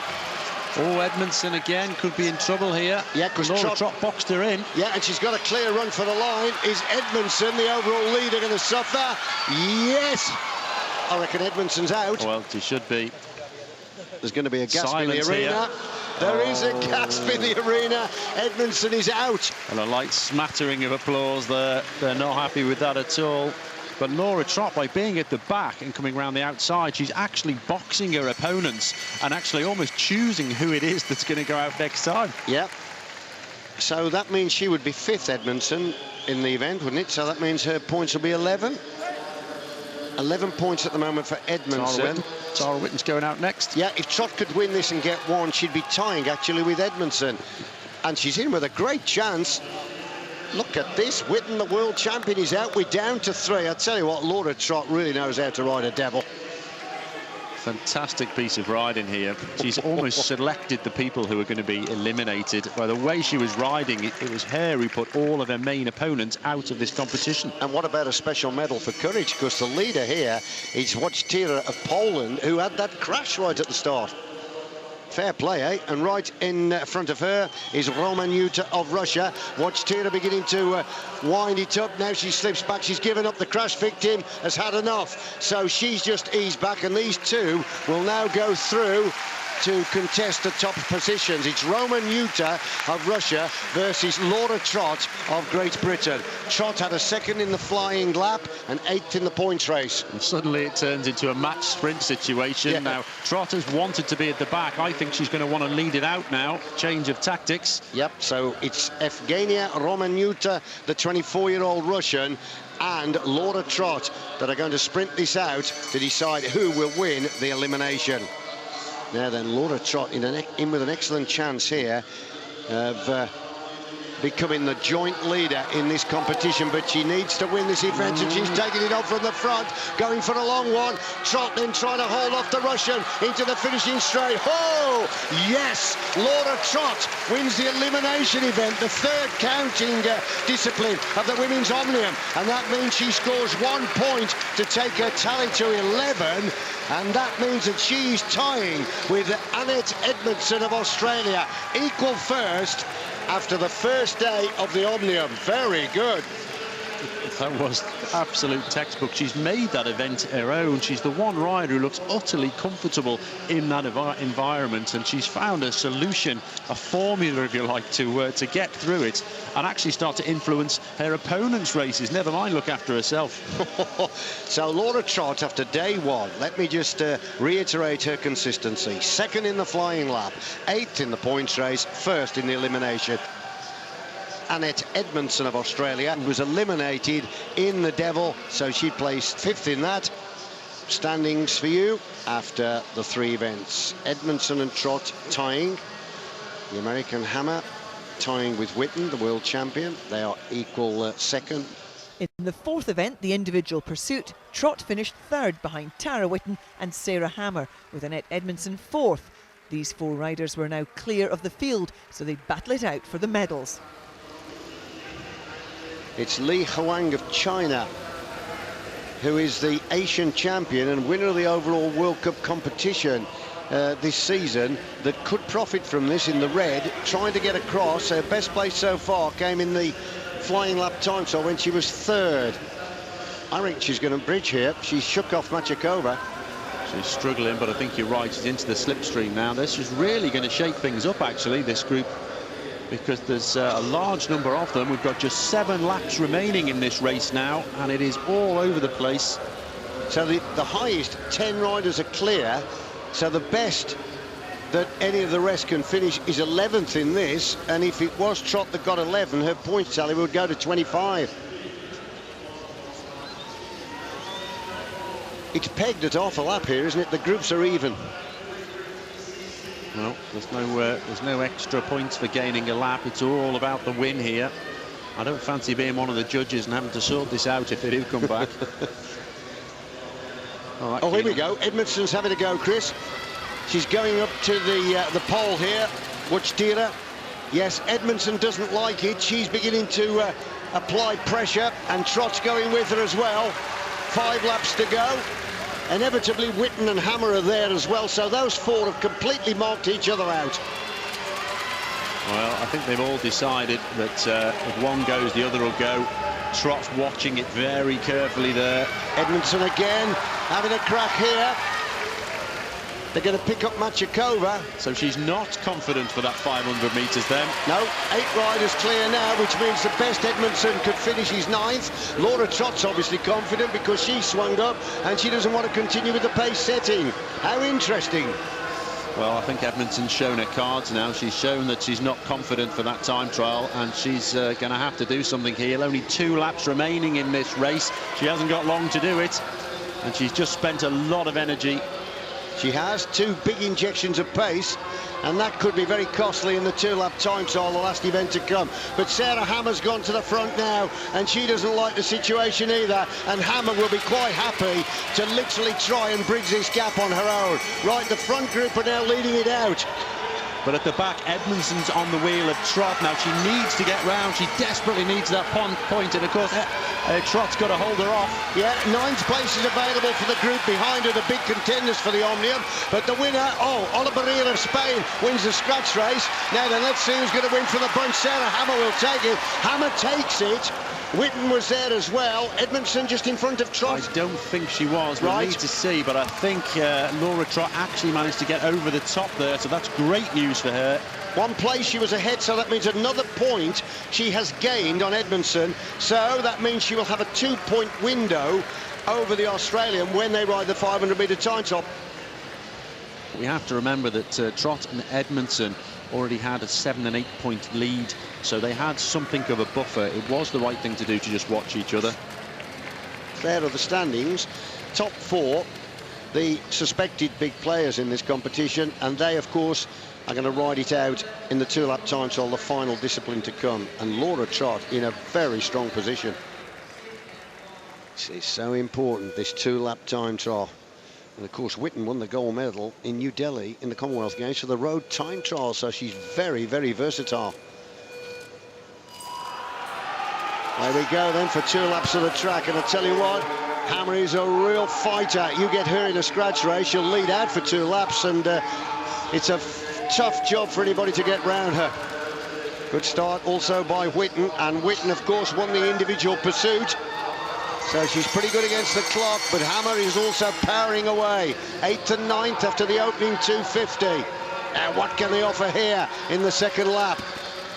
Both riders committing themselves totally because the bronze medal could hang on this performance. What a contest, here they come.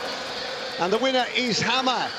36.171 and Whitten 4th on 36.291. So what it means here now is that Hammer will maintain her bronze medal position or higher, depending on the result of the last 2. Well, she's very pleased with that ride. It's obviously what she was expecting. Trott has a 2-point advantage over Annette Edmondson. So it's Trott's to lose rather than Edmondson's to win, really, It is. Exactly what we said a little earlier. So 2 laps of the track to decide the destiny of the gold medal.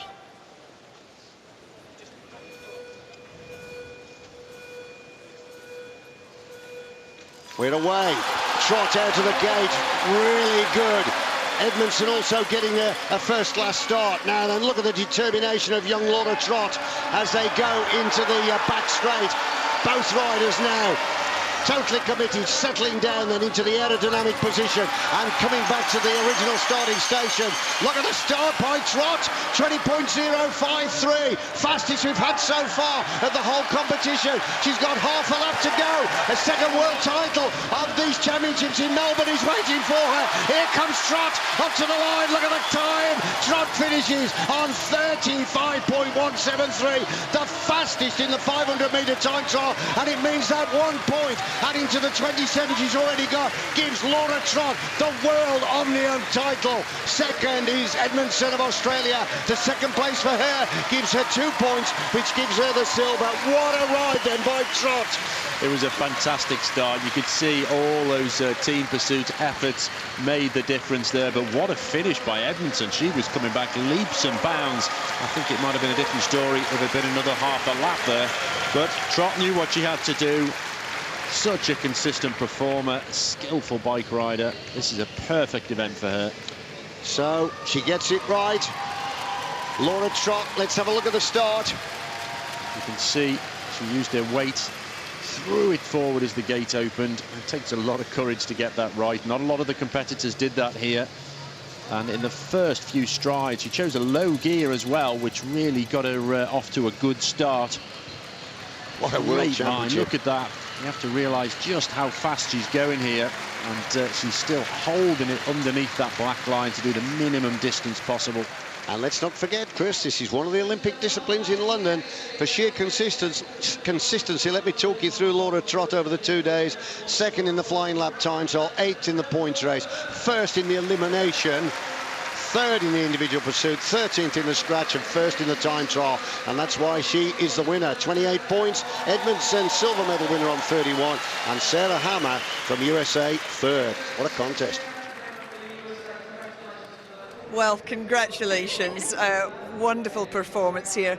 You knew exactly what you had to do in that last effort. It was there for you to lose rather than to win almost. Yeah, definitely. I mean, I've never been in that position. I've never been going into the last event winning, so it was a bit like, I don't know, really hard on my head, like thinking, oh, like I need to win this, or you never know what's going to happen. But yeah, like I got myself fired up for it, and that was that. At what point in this competition did you think, yeah, I've got my hand almost on that rainbow jersey? After the scratch race. I mean, before the scratch race, I was really nervous. Like, it's such a hit and miss race. Like, you never know what's going to happen. So obviously, all I needed to do was be 1 place ahead of the Australian, which I did, and then obviously I had to finish just behind her, and this would have been enough. You were stuck to her like glue right through that scratch race. Clearly that was all that was in your mind. Yeah, I mean, all I was thinking was, don't let her get ahead of me, and I couldn't let her or the Canadian or Sarah Hammer go up the road. So that's all I was focused on. It didn't matter about the others. 2 rainbow jerseys, 2 world titles here in Melbourne. What kind of message is this going into London?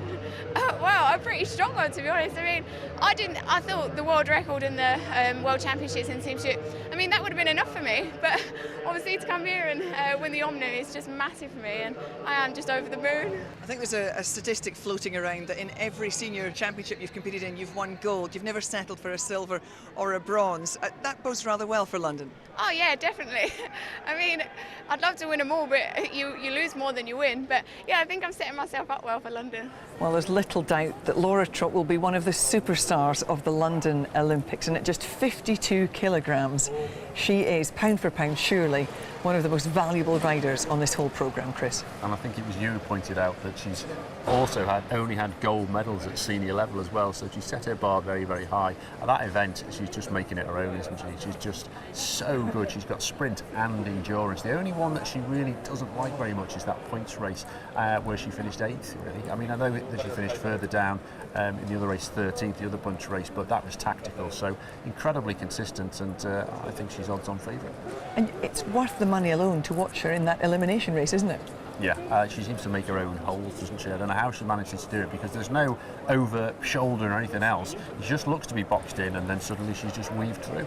All she says is, I don't know why the others don't like it. All you need to do is get stuck in. She's so brave, a gutsy rider. Yeah, she is. She's got, it is that the little gallop that she's got that makes the difference. It's a USP, if you like, that she can just sprint, and she sits at the back and just waits, and she's so in control of it. And it's a shame that the elimination race isn't a world title race in its own right. But she's consistent, isn't she? And that's what makes her so wonderful at an event like the Omnium. Yeah, the oddity is that she can do that, but then at the other end she can ride a fantastic pursuit as well. And the standing start from riding in the team pursuit, you could see that was clear in the 500 metres, so just consistent across the board.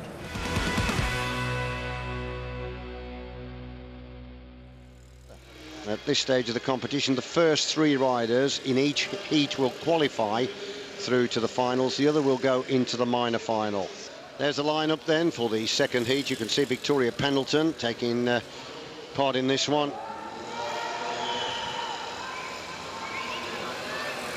So the pacing bike pulls off the track, 2.5 laps to go here in Heat 2 of the women's keirin. Oh, look at this, Victoria Pendleton, absolutely fired up. And I tell you what, she hasn't got to this stage of the competition easily, because she had to win her way back through the repechage earlier this afternoon. She was probably trying to shake off the stiffness from the crash in the sprint yesterday. But look at this, Pendleton, who's been the world champion before, he's taking it on from the front. Here comes the challenge now, coming from the German. It's a big challenge from Vogel. Vogel's gone past her, and also so has Sanchez. Now then, Pendleton has got to cling to third if she can. She's not going to do it. Sanchez takes it from Vogel, and I think Gao Shuang just nipped in to get third.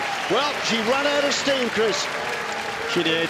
I was surprised that she went to the front. I think it was the better move than trying to muscle in on Gao Shuang's wheel, but just the pace isn't quite there, is it, at the moment? Victoria Pendleton goes through to the minor final. Sanchez, Vogel and Gao qualify for the medal contest. We move now on to the minor final of the keirin, and you can see that Victoria Pendleton is lining up in this one. 2.5 laps to go. These competitors are racing for their classification places from 7th through to 12th. And it's Krupa Keita that is first then to make a move. Krupa Keita coming over the front of the little peloton, and McCulloch is trying to go through as well. Also making a big effort is Claire of France, and at the moment Pendleton has been squeezed towards the back. I'm just wondering if she's going to get involved with the action and show us why she's the world sprint champion. She's got a long way to go. The big run down the outside. Well, she's an outside smoker at the moment. I don't think she's going to bother, actually. It looks like Claire that's going to take it. Claire of France will take the minor final. She does. And Victoria Pendleton just coming in at the tail end. So let's move on now to this final. Coming up to the line then with 3 to go. Vogel still there. Just waiting to see who will come past her first, if anybody does. The pacing bike has left the track. Vogel at the front. It's Gao Shuang second. Third position is Sanchez of France. Here comes the move from the other Chinese rider, Mu Di. Mu Di then has gone to the front, and Vogel's tucked into her wheel, and then it's Gao Shuang. So the Chinese are riding this very well as a team. Here comes the attack over the outside from Sanchez of France, but it's still Mu Di at the front, then Vogel, and then Gao Shuang. Here comes Mears using that awesome power and speed of hers. Mears now beginning to gather herself. She's got a free run as well here. Nobody in front of her, and the electric pace of Mears is surely going to line it up for goal. Here comes Mears, and the crowd go wild. The clenched fist, the victory salute. She's waited throughout the whole of these championships for that, and she has delivered. And there's a standing ovation for Anna Mears. Well, she got that absolutely spot on. And it's a popular victory, and it's a popular victory with us too. She's gone through a lot of heartache in the last 48 hours. It's great to see her get a reward.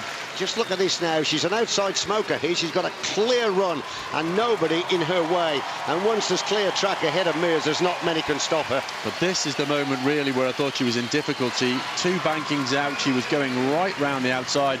This is where the Chinese made a mistake. They should have pushed her up there and held her out, but they didn't. And that was the only opportunity that Anna Meares needed. And she knew as they came into the final banking that she was going to get it. There's the result confirmed for you. The world champion and gold medal winners, Anna Meares. Winner of the silver medal, actually, Ekaterina Nedenko of Russia, and the bronze going to Kristina Vogel. Well, many congratulations, Anna. I think we could all see what that one meant for you. Yeah, it meant a lot. You know, it's something to win a world title anywhere in the world, but to win one in front of a home crowd. And for me, especially after feeling so disappointed yesterday with my sprint result, to come out and to perform like I did, I'm so pleased. And you really had to work for it as well. I think the Chinese had a plan maybe to block you out. Well, I knew it was going to be a very difficult final. I mean, Guo Strung, Clara Sanchez and Kristina Vogel are all very strong and long from the front, so I knew I had the most dangerous riders in front of me, and I could see which plan was going to unfold, whether they were going to wait for me to go or whether they were going to give me a target. And with a lap and a quarter to go, I think they were caught in mid-man land, and I just decided that's my time to go, and I committed, and I had to fight all the way to the finish line, and I just backed myself. And so did the crowd. You can see the effect that a home crowd can have, and I guess the British riders are hoping they can get a little bit of that in London. Absolutely. Like when we were in the London World Cup, it was goosebump stuff when a British rider was just announced, let alone when they got close to the lead or were showing form. And you know, we stood there in awe of the noise that came from the British crowd, which is why, you know, the whole team, myself included, was so excited to come here and race in front of Melbourne, because Australia just, it gives you a lift, and I need this morale boost to help me go into London Olympic Games where it is on your home turf. So.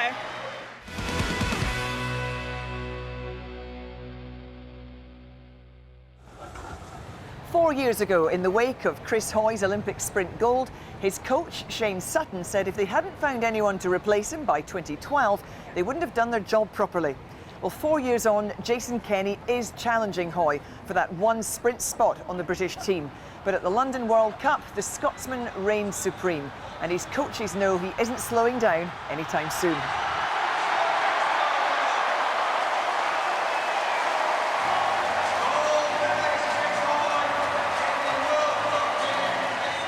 Does that put you in the box seat? Do you feel that you've almost got your name on that starting place in the sprint? No, I don't think so. It's, you know, I think this weekend will be significant in terms of the selection for the sprint, and it's not even close to being over yet. You know, Jason's got a lot left in him to show. You know, he's, by his standards, he has had a disappointing season so far, but he's really coming to form at the right time. I'm still focused on the Worlds. Obviously, the team sprint has always been our main focus, really, being the time trial event type thing. So, you know, we're still focusing on that for the minute and just concentrating on getting quicker. And then hopefully come the Worlds, you know, I'll be a bit more competitive. Chris has obviously gone really well this year, and he's still going well in training every day. He's looking really strong. So by the Worlds, you know, there's no doubt he's going to be a force to be reckoned with. But hopefully I'll be able to get stuck in and put up a bit of a challenge. You can't even waste any energy or time thinking about one individual. You know, I share a room with a guy. We train together every day, and he's a great bloke. We're good friends, but on the track, it doesn't matter. You know, you're just trying to do everything you possibly can to win the race. But he's going well. You know, he's got his back up now, and I think that, you know, he could be a real challenge, and you know, he's not going to take it lying down. The speeds shown in qualifying had seldom been seen before, and Hoy needed all his power just to come through round one when Ethan Mitchell of New Zealand caught him napping. Hoy then lost to Michael Bourgain of France, meaning he eventually found his way to the quarter-finals via the repechage. Kenny was also making hard work of the early rounds, and the theme continued in the last 8. Hoy got the better of Robert Fosterman of Germany by the tightest of margins. Kenny saw off Kevin Siro of France. So here it is. This is the lineup for race 1, the men's sprint semi-final. Jason Kenny, the world champion, versus Sir Chris Hoy, the Olympic champion. And of course, as I said earlier, it could be the best of 3, should it be required to go that far. Well, Chris Hoy really has had quite a difficult passage to get to this stage of the competition. I mean, he lost actually in the 8th finals to the Frenchman Michael Bourgain, and then he had to win the repechage to get back into the competition, and then he got stretched by Robert Forstermann, the German, because he went to 3, and it was only, what was it, a millimetre virtually that he beat Forstermann by. 2 extra rides. Yep, so is that going to tell? Looking at the passage to this stage of competition for Kenny, straight through in the 16th finals and 8ths, but in the quarters he was taken to 3, but he beat Kevin Cilio 2-1, and quite comfortably actually. So that could be telling. Well, I think the overnight rest probably helps even it out a little bit, but it's still more racing than he needed to do. That's right. Very unusual to see him in a repechage. 3-up repechage as well it was, but he rode it magnificently. So Chris Hoy here, 2nd spot. They know each other so well. They spend all the time, of course, up at the Manchester Velodrome training. But now they're against each other. Kenny at the front at this stage, coming up to the bell, 1 lap to go. Who's going to win race 1? Kenny looks as though he's going to take it on early. 1 lap to go with the speedy boards here, and now then Kenny beginning to ignite the burners. Here comes the reaction from the big fellas to Chris Hoy. Hoy trying to get up onto the shoulder of Kenny. Kenny holding his line well and tapping out the rhythm that could deny Hoy victory on the line. From where I'm calling it, it looked like Kenny had got it, although it's coming up on our computer that Chris Hoy got it. Very, very close indeed. Closing 200, 10.441. What do you think, Chris, from here? Yes, reverse. I thought that was the case. And so race 1 has gone to Jason Kenny. They keep doing that to us. Well, that was closer than we thought it was, isn't Absolutely. It? From where we are, we're in front of the line, so it is difficult. There's the difference. Oh.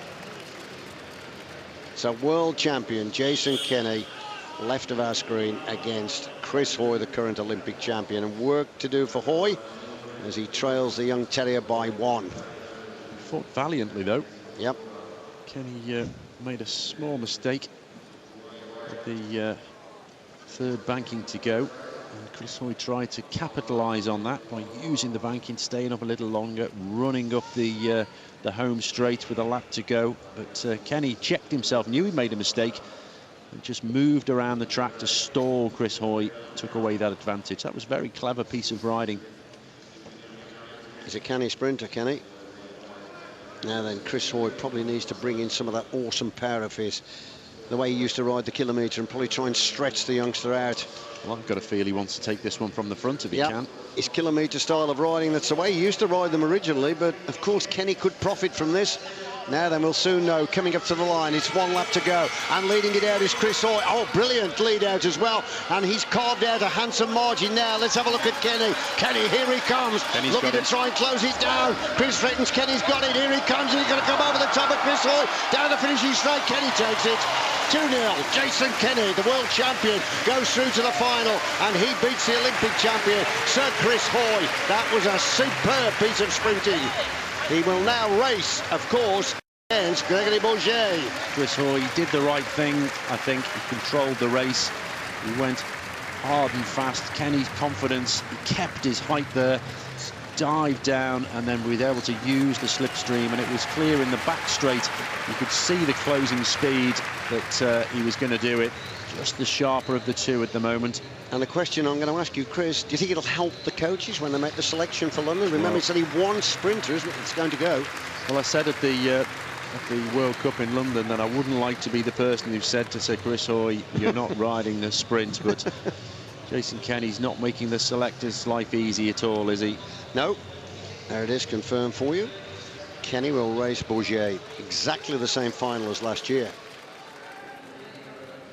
Crunch time in the men's sprint competition. Well, let's hope that Sir Chris Hoy's got enough in the tank to take this one. It's certainly doable. More experienced of the two.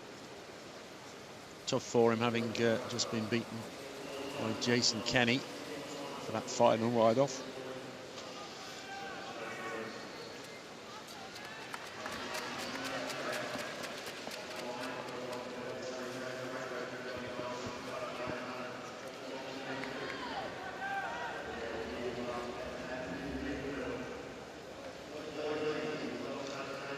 Quite on top of his form at this World Championship. Still going quick. Perkins, of course, very, very fiery. He won't be fazed by the reputation of Sir Chris Hoy. He's going to have a real go here. He sat up on both occasions against Bourget.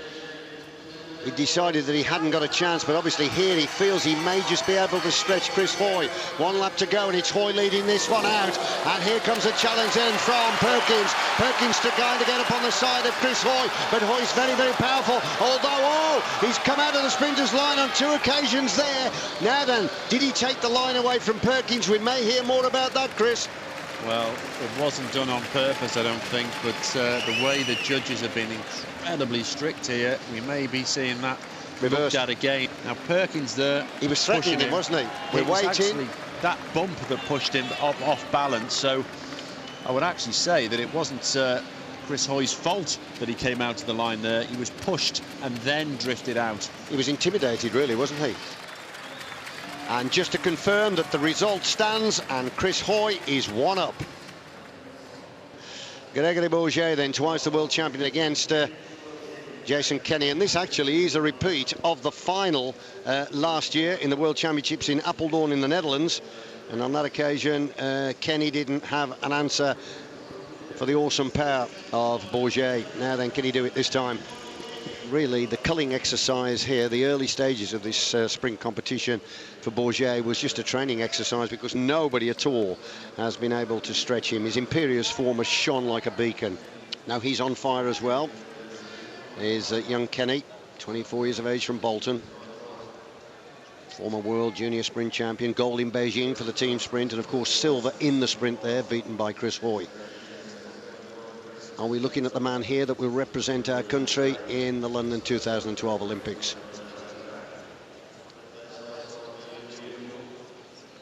Face here on Bourget. A hard man. A fair man when you sprint against him. Every move being watched by Florian Rousseau there on the inside, the coach. Just 2 laps remaining. They're certainly going slow. Yeah. This final, nobody wants to pick it up at the moment. And it is what you can draw from that. Then from this, Chris, is Bourget has obviously got a lot of respect for Kenny. He knows he won't dismiss him easily.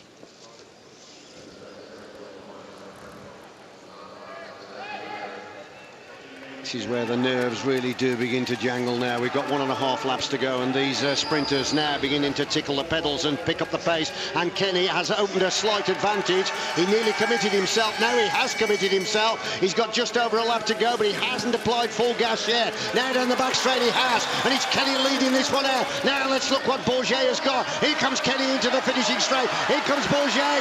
Bourget, well, he does just, it's unbelievable. He is so quick. Bourget, 10.4, and really he never tries, well, he never looks as though he's trying to be. Well, he's the man on form, but I have to say, hats off to Jason Kenny. He rode that absolutely beautiful, but Bourget has just got the power now, even coming right out to the edge there, just to make him to go the longest possible way around, but there's just no answer to that at the moment. Chris Hoy's astonishing career, 10 world titles he's won, but he's only won 1 sprint crown, actually. Pulled the stripes on just once for being the world sprint champion.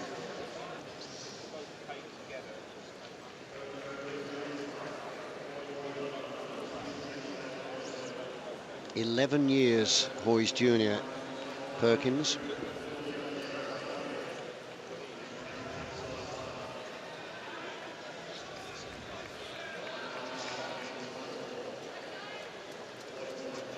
This is the respect for each rider, just reflecting. Both riders, of course, trying to outwit the other. Perkins just keeping a sharp eye out on Hoy to see that he's not going to try and jump clear and surprise him.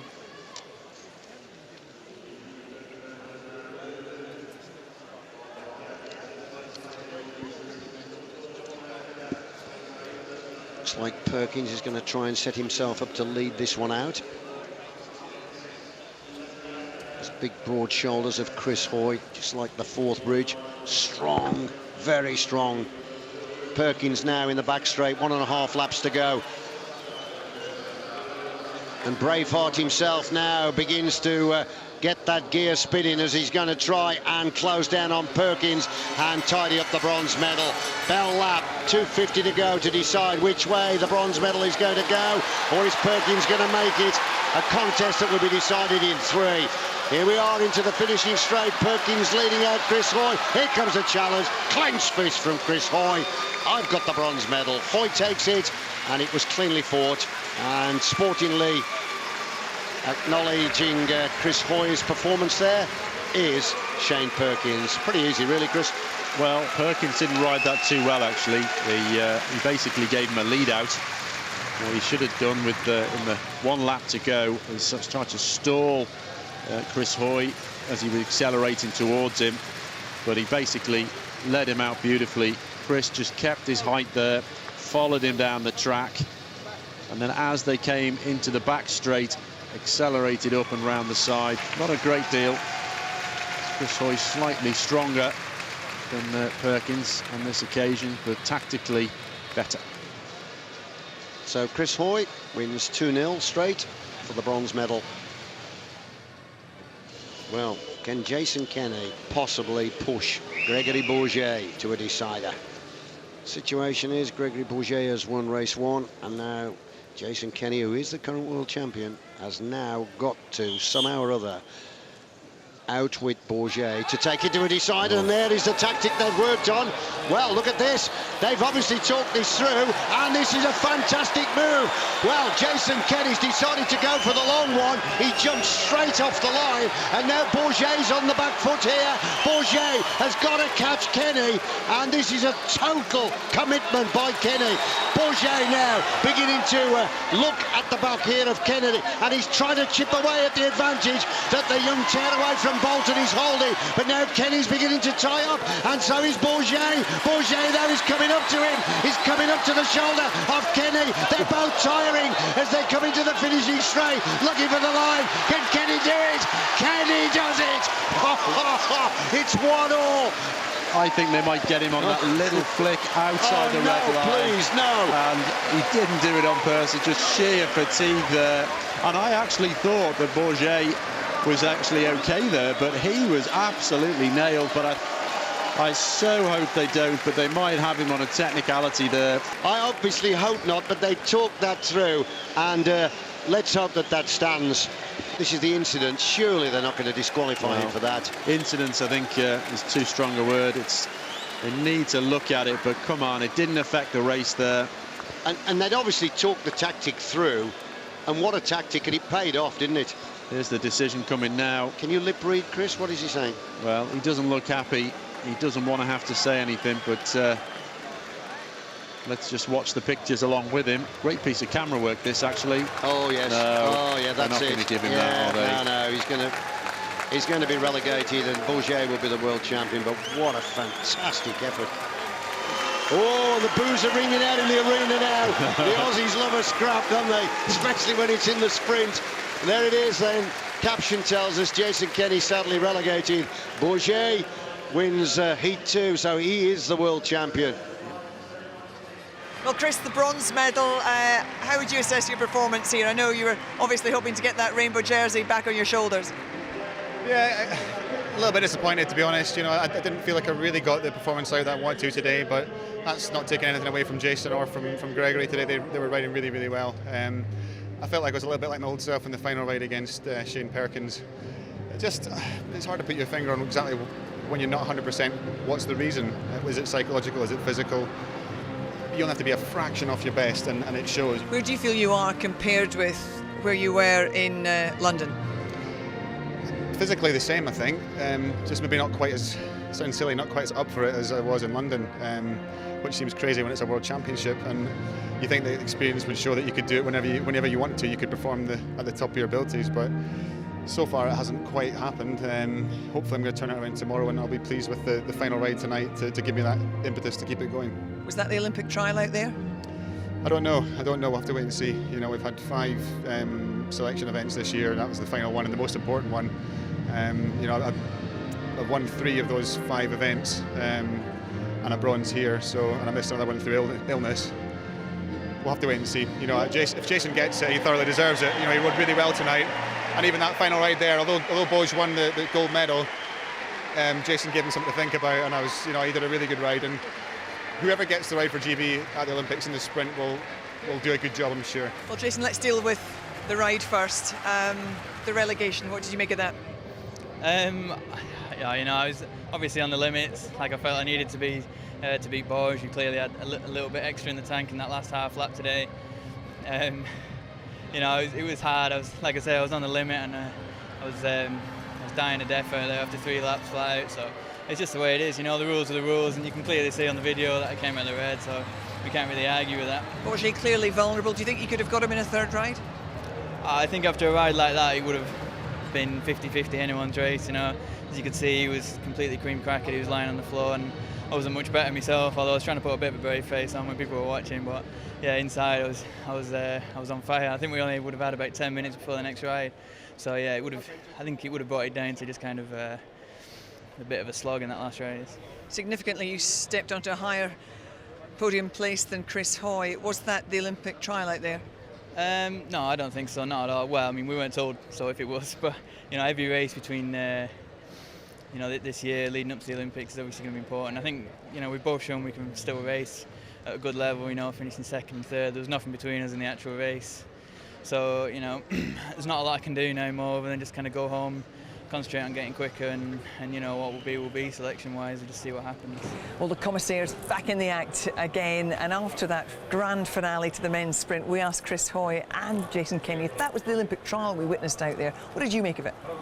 I wouldn't like to make the decision, would you? At the moment, I would probably give the edge to Jason Kenny, but I wouldn't want to be the person to tell Sir Chris Hoy that he's not going to ride the sprint at the Olympic Games. When you saw them go head-to-head, what was your gut feeling there? What did you feel? Well, that's the problem, really, and I'm not going to try and sit on the fence here, is that we're looking at it right now, and this is the latest performance, but we've still got months to go to an Olympic Games, and then you look back and you look at the history and you'd say, well, you know, Chris Hoy's got the edge when it comes to dealing with pressure and consistency. Jason, he's younger, he's coming forward. I just really wouldn't want to make the call. What about the tactics to take on Boj? Is that the only way to beat him? That was one of the best things I'd seen. I think tonight that was the only option, and he fully committed to it. And it was just brilliant, wasn't it? It was so entertaining. And if he hadn't drifted outside the red, I think he'd have still got it. And I understand that the tactic was, because they knew there was only 5 minutes between the races, that they were going to do that to him again in the final. And he was spent. He was absolutely in bits, wasn't he? And it would have worked. That would have been absolutely fantastic.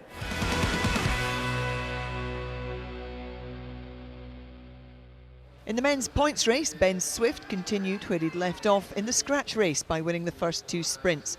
And towards the closing stages, he was in contention for another gold. 13 laps to go then in this men's 160-lap points race, and the situation is very interesting. Leading is Di Catella of Belgium on 30 points. Ben Swift of Great Britain's lying second with 25, and El Uriaga is third with 23. Now that we've got 2 sprints to go, and at the moment the crowd are going wild because Cameron Meyer of Australia has gone off the front. There he is, he's in the wheel of Aaron Gate of New Zealand. Now Cameron Meyer at the moment is 6th overall, but he's only got 8 points. So Meyer is gambling everything here to try and gain a lap and get 20 points, but he's running out of distance. Coming up to the line, Meyer takes to 5 in the penultimate sprint, and Gate gets on the line, the 3. Ben Swift came through there as well to get 2 points in 3rd position. El Uriaga just behind him on 1. So the race is finally poised now, Chris. 1 sprint to go. Di Catella of Belgium's leading on 30. Swift is second on 27. El Uriaga third on 24. But this is the race-winning move. This is what Meyer's been waiting for. He's just picked up some points. He gets another 20 on top of this, and suddenly he's there. This is exactly what he's been out there for. Everybody's absolutely hanging. They worked so hard, and he took such a gamble sitting in the wheels, but I don't think they're going to get him back. Well, is he going to do it? Is he going to win this points race title? At the last gasp, really. They've got 7 laps to go. Meyer and Gate are still clear. Amazing. Can he win the world title in virtually the last 5 laps? It is feasible. He's got 100 metres to close, because that's going to be classified as the bunch, the group in front of him. If he can close that gap in the next kilometre and a half, he's going to win the world title. The race is finally poised here. Gate and Meyer trying to get across the gap to get the lap and the 20-point bonus. 5 laps to go. Behind him, Cattell knows that this is about him losing the race, and he's in that bunch driving it now. He needs to stop them bridging the gap, or they're going to overtake him. So critical this now, and Ben Swift's in the next group behind, and Swift could win the world title here on points if Meyer doesn't bridge. It's a time trial though between Cattell and Meyer, because if Cattell can stop him bridging, he won't get the 20 points, but Cattell is absolutely on his knees, and I don't think he can stop him doing it. 4 laps to go. Here comes Cameron Meyer. There's a standing ovation. They're all up there giving him a round of applause. Meyer has bridged and gets the 20-point bonus. It means Meyer's leading on 33 points now. Di Cattell, Belgium, second, and it means Ben Swift's down in 4th with 27, because Aaron Gate is past him as well with 28. Amazing. This is the head of the race coming down the finishing straight. This is for the bronze medal. Yeah, if Ben Swift can get the 5 here, the 5 points of Ben Swift will take him to 32, and that will give him actually the silver medal. Amazing. Here they come. Ben Swift's going to win the sprint here up to the line. He gets the 5. Di Cattell of Italy gets the 3. Kadlec gets the 2. And what it means is that Ben Swift has got the silver medal, but the courageous, heroic effort, gladiatorial by Cameron Meyer in literally the last 12 laps saw him bridge, gain the lap, get the 20-point bonus, and that is why the crowd are going wild. He's won his 3rd World Points Race Championship. That's astonishing. Ben Swift got the silver. He must have thought he was going to get the gold, but I tell you what, that was a wonderful performance by Meyer. Swift couldn't have ridden a better race though. I think with the forces that he had at his disposal, he couldn't have ridden better. Tactically, that was superb, and Meyer, well, experience and form put together. Absorbing, enthralling, riveting action, pulsating to say the least. There's the result confirmed for you. The world champion for the men's points race is Cameron Meyer of Australia for the 3rd time. Ben Swift of Great Britain wins a very well-earned silver, and Kenny Di Cattell of Belgium picks up bronze. What a race. Well, Ben, a silver medal in that points race. You worked very, very hard, but Meyer, this was always going to be his favourite one, wasn't it? Yeah, he's super strong at the points race. I think that's the 3rd time he's won it now, so he was always going to be hard to beat, but I think I gave him his closest race he's had yet, which was nice. Coming into the championships, I wasn't really, I didn't know what to expect, to be honest, and to walk away with 1 gold and a silver now, I'm really pleased. Decisive move came. You went first of all with the Kiwi and with Meyer. They held back to shake you off, and then they went again. That was it. That was the race, wasn't it? Yeah, definitely. That was once we was getting into the final 20 laps, I was starting to get, well, this might happen now. But I was ready for the move, and when it went, I got a little bit boxed and had to make a big effort to go across, and that just cooked me really. And then he's so strong when it comes to the end. Cam is, yeah, hats off, the strongest guy won. In the men's individual pursuit, Geraint Thomas was 5th in qualification, and the gold medal race was an all-Australian affair. 2 of their team pursuit stars going head-to-head, and it was Michael Hepburn who produced a perfectly judged effort to overhaul the world record holder, Jack Bobridge.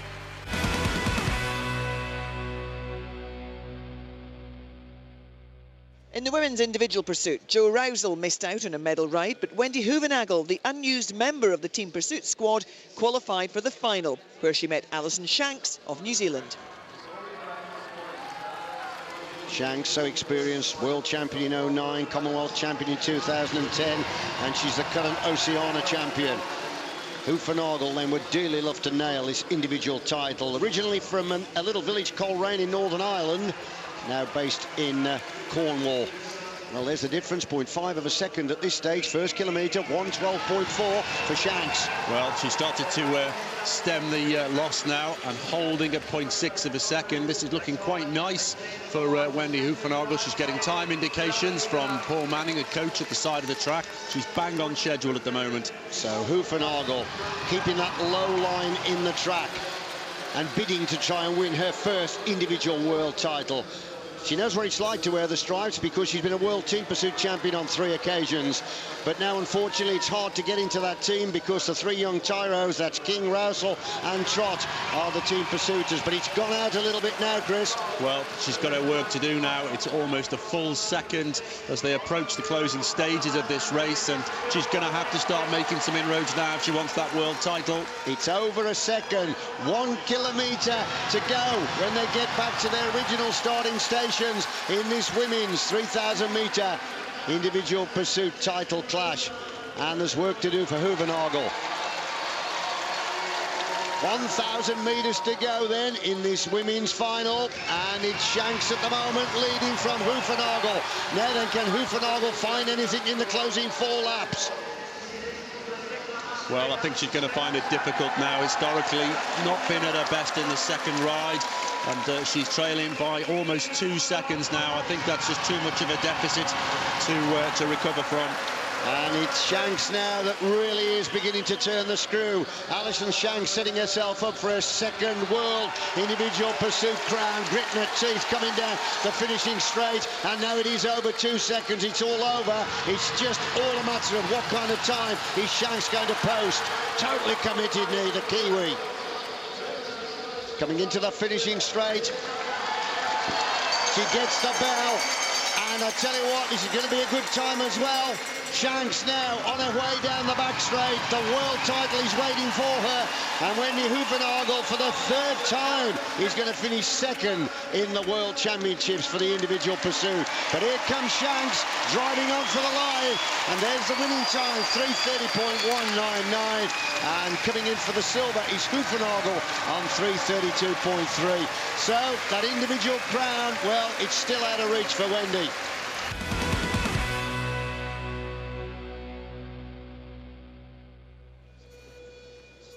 Anna Meares sets off then for the 2 laps of the track here. And the roar is deafening as he resonates around the arena to send the Australian on her way. They're going to lift her all the way around the track to possibly her 2nd world record. Now then, let's have a look at this. She set the world record in the 200 metres. Oh, she's almost a second faster than the leader, Shalika, which would be something like a 33.3. At the end, if she can maintain it. Meares is on fire. Absolutely burning the boards up here as she comes up to the line. Oh, there it is. Look at that. 33.010. And I can tell you, that is a new world record by Anna Meares. Unbelievable.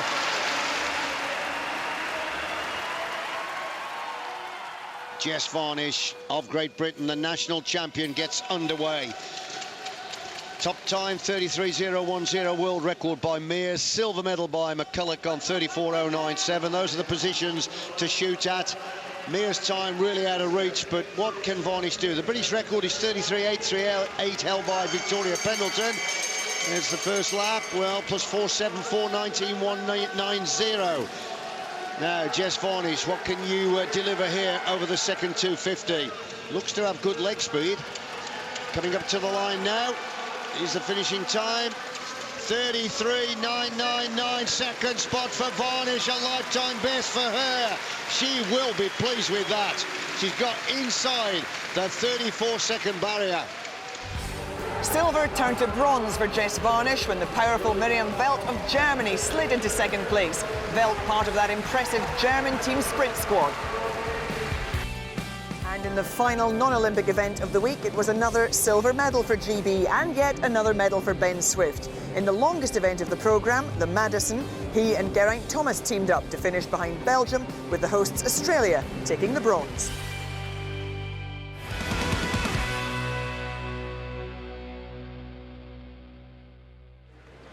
There is the composition then for Heat 2. Sunderland from Australia, Masquiran from Spain, Bourgain from France, Crampton, Hoy and Kenny, all from Great Britain. First 3 will go through. Getting towards the sharp end, the business end now of Heat 2. Scott Sunderland looking back, waiting for a surprise attack. Are going to lose a little bite this time in the back straight. 2.5 laps to go in Heat 2 of the men's keirin. This is round 2. Scott Sunderland on the front for Australia, and Matt Crampton's in second position at this stage. Crampton now trying to lead this one out, and he's under pressure there from the Spaniard, and that's Masquerin. Masquerin comes through. Crampton squeezed right out of it at the moment. It's Sir Chris Hoy coming through into second and third. Mikael Bourgain up to the line, 1 lap to go, and it's still the Spaniard, Masquerin, looking very good. Hoy coming over the top, and then it's Bourgain, and Scott Sunderland is squeezed in the middle of them. We're losing one of the Brits at the back, but it looks like Jason Kenny might come through for third. Oh, on the line then, Sir Chris from Bourgain and Kenny third. That's the first 3 as they cross the line to get into the final. So the good news there is 2 British riders have made it through to the crunch race for the medals. Well, I think that's as good as they could have hoped for. Get all 3 through would have been a little bit much there. They managed Bourgain well. All of them pretty much doing their own race, I would say, to be honest. There was no really fixing of a plan. Just everybody rode for themselves, just didn't get in each other's way. Final coming a little later as we can now confirm the composition, and it's pretty juicy. Bourgain of France, Hoy and Kenny from Great Britain, Levy from Germany, Watanabe from Japan, and Veldhoven of New Zealand. It should be some contest.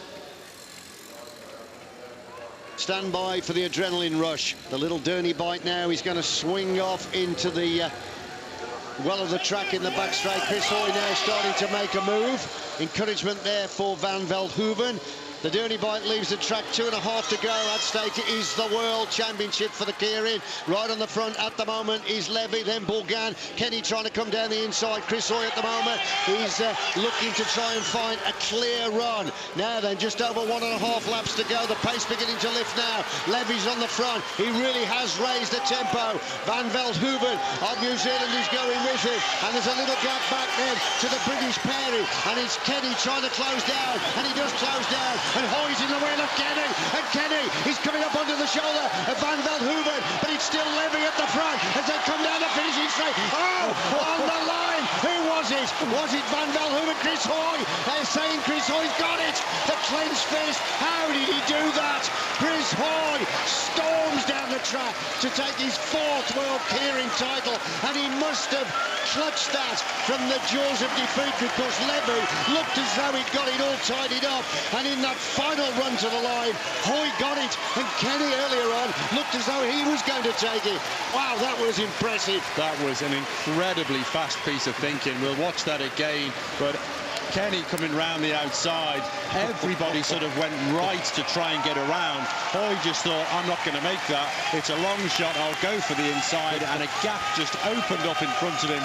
The speed that you have to think to make decisions like that. And that was the surprise move, actually, that I thought Bourgain actually led him in, and that was the moment early in the race that it was all set up. Yes, and Kenny, when he started the rush in the back straight, it looked very much with the acceleration he got that he was the likely man to take goal. But Chris Hoy, with a wise head, kept his nerve, and in the closing stages, literally, I reckon the final run to the line, thumb up, the commissaire's happy, the final lunge for the line, and that's seal gold for Chris Hoy. The 4th time he's won this world title, and I think that could well have eradicated any doubt in the selector's mind for who's going to ride that in London. Well, I think the keirin, you could well be right, actually. That could be the final criteria there. It's not been a great championships for Chris Hoy.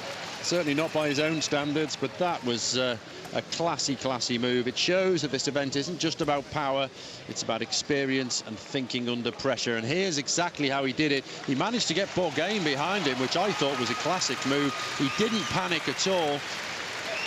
Jason Kenny tried to pull him out for an early go, and that was the move. There was nowhere to go. He's not allowed to pass on the inside. Now look at this, the way he makes himself a move, just says, excuse me, to the New Zealander, and comes through. Oh, let's have a look at the side shot as well, but I tell you need some courage. 50 metres to go, you would say that's not going to happen, wouldn't you? But look at this move. So impressive. Just moves him out the way. The momentum of the track, the shape of the track helping to push him out, and all the time keeping the pressure on the pedals. Unbelievable. Levy Let's have a must look at be the side distraught. shot. Look at the side shot, Chris. That's how close it is. Oh, final 5 metres, I reckon he tidied the gold up. Let me tell you, that is the 11th world title that Chris Hoy has won, and the 4th for the Keirin. So his voracious appetite for top podium positions, well, you just cannot stop him, can you? It just carries on and on. Fantastic. And there's his father, giving him a nice cuddle.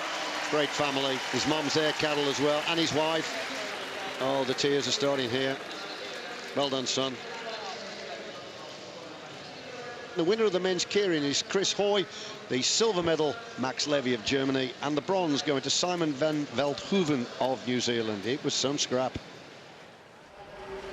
Subsequently, the commissaires relegated the New Zealander for not holding his line, so Jason Kenny was awarded the bronze. Chris, many congratulations. Your 11th world title in what possibly, dare I say, is your last event at a World Championships. It could be. You never know, but it might be. But if it is, then what a way to finish. You know, I'd given up. Not given up physically, but I thought the chance of winning had gone by the time I hit the back straight with half a lap to go. I'd hesitated too long. I waited behind Jason. I thought he was going to go with everything, and he didn't. And he'd hesitated for too long as well, I think.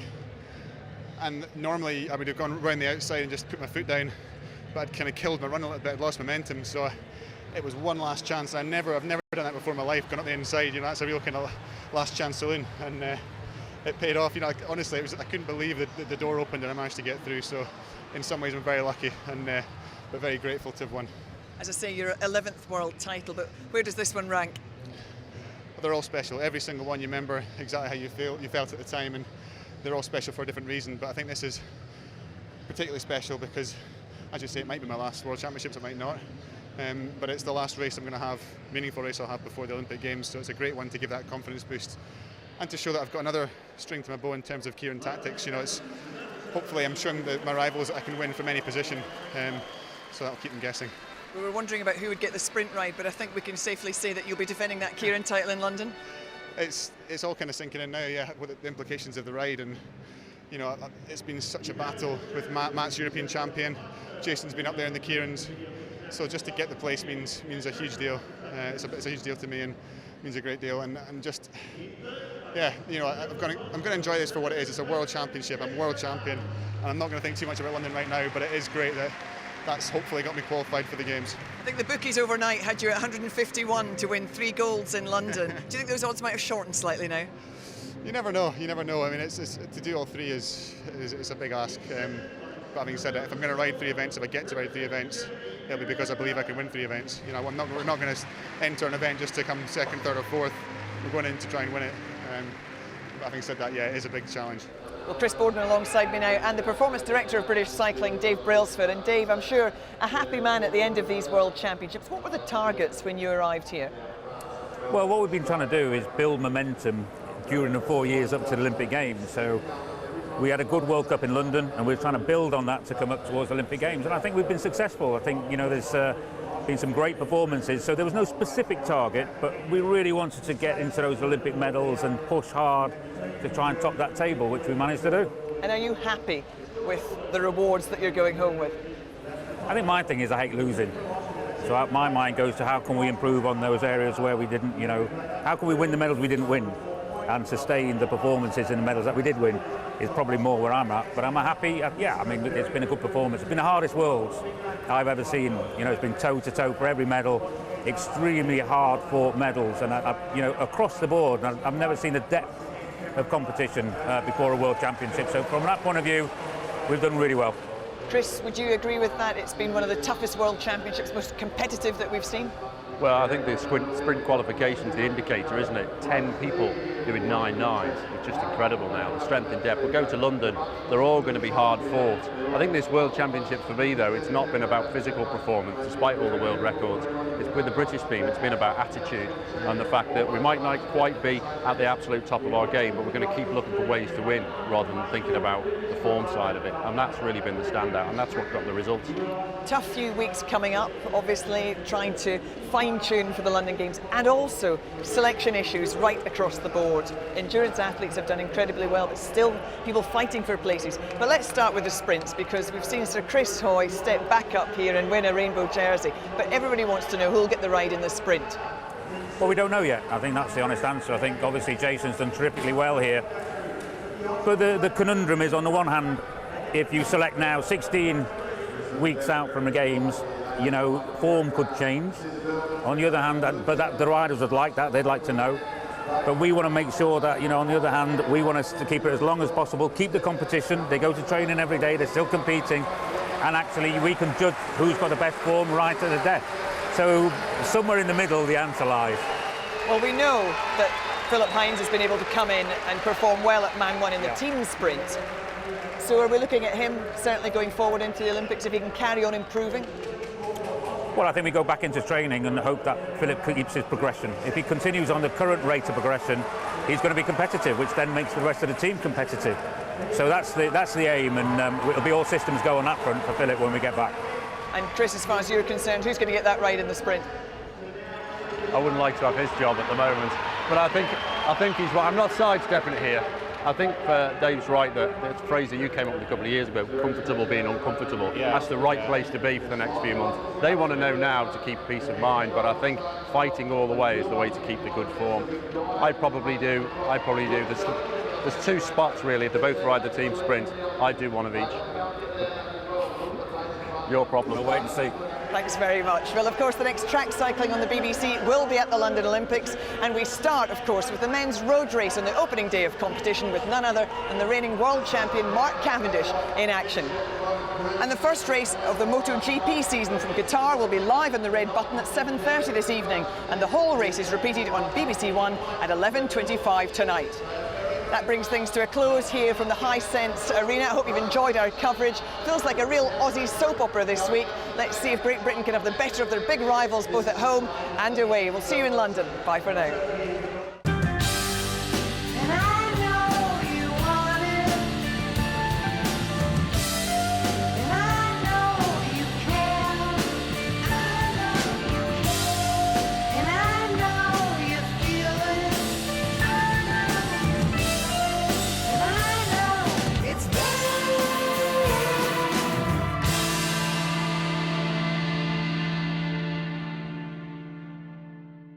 Dad? My God, it's like family fortunes. I'm afraid it's a very aggressive form of brain cancer. I've got to make a list. I've got much time. I've changed a bit. Amazing what Botox and fillers can do, isn't it? I'd draw the line of playing second fiddle to some third-rate club tune who couldn't keep her knickers on. The Syndicate continues Tuesday at 9 on BBC One and catch up on BBC iPlayer.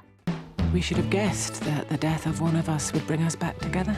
But none of us are under any illusion that time heals. When you're ready for something more, you know where I am. Missed White Heat? Go back in time with the series so far on BBC iPlayer.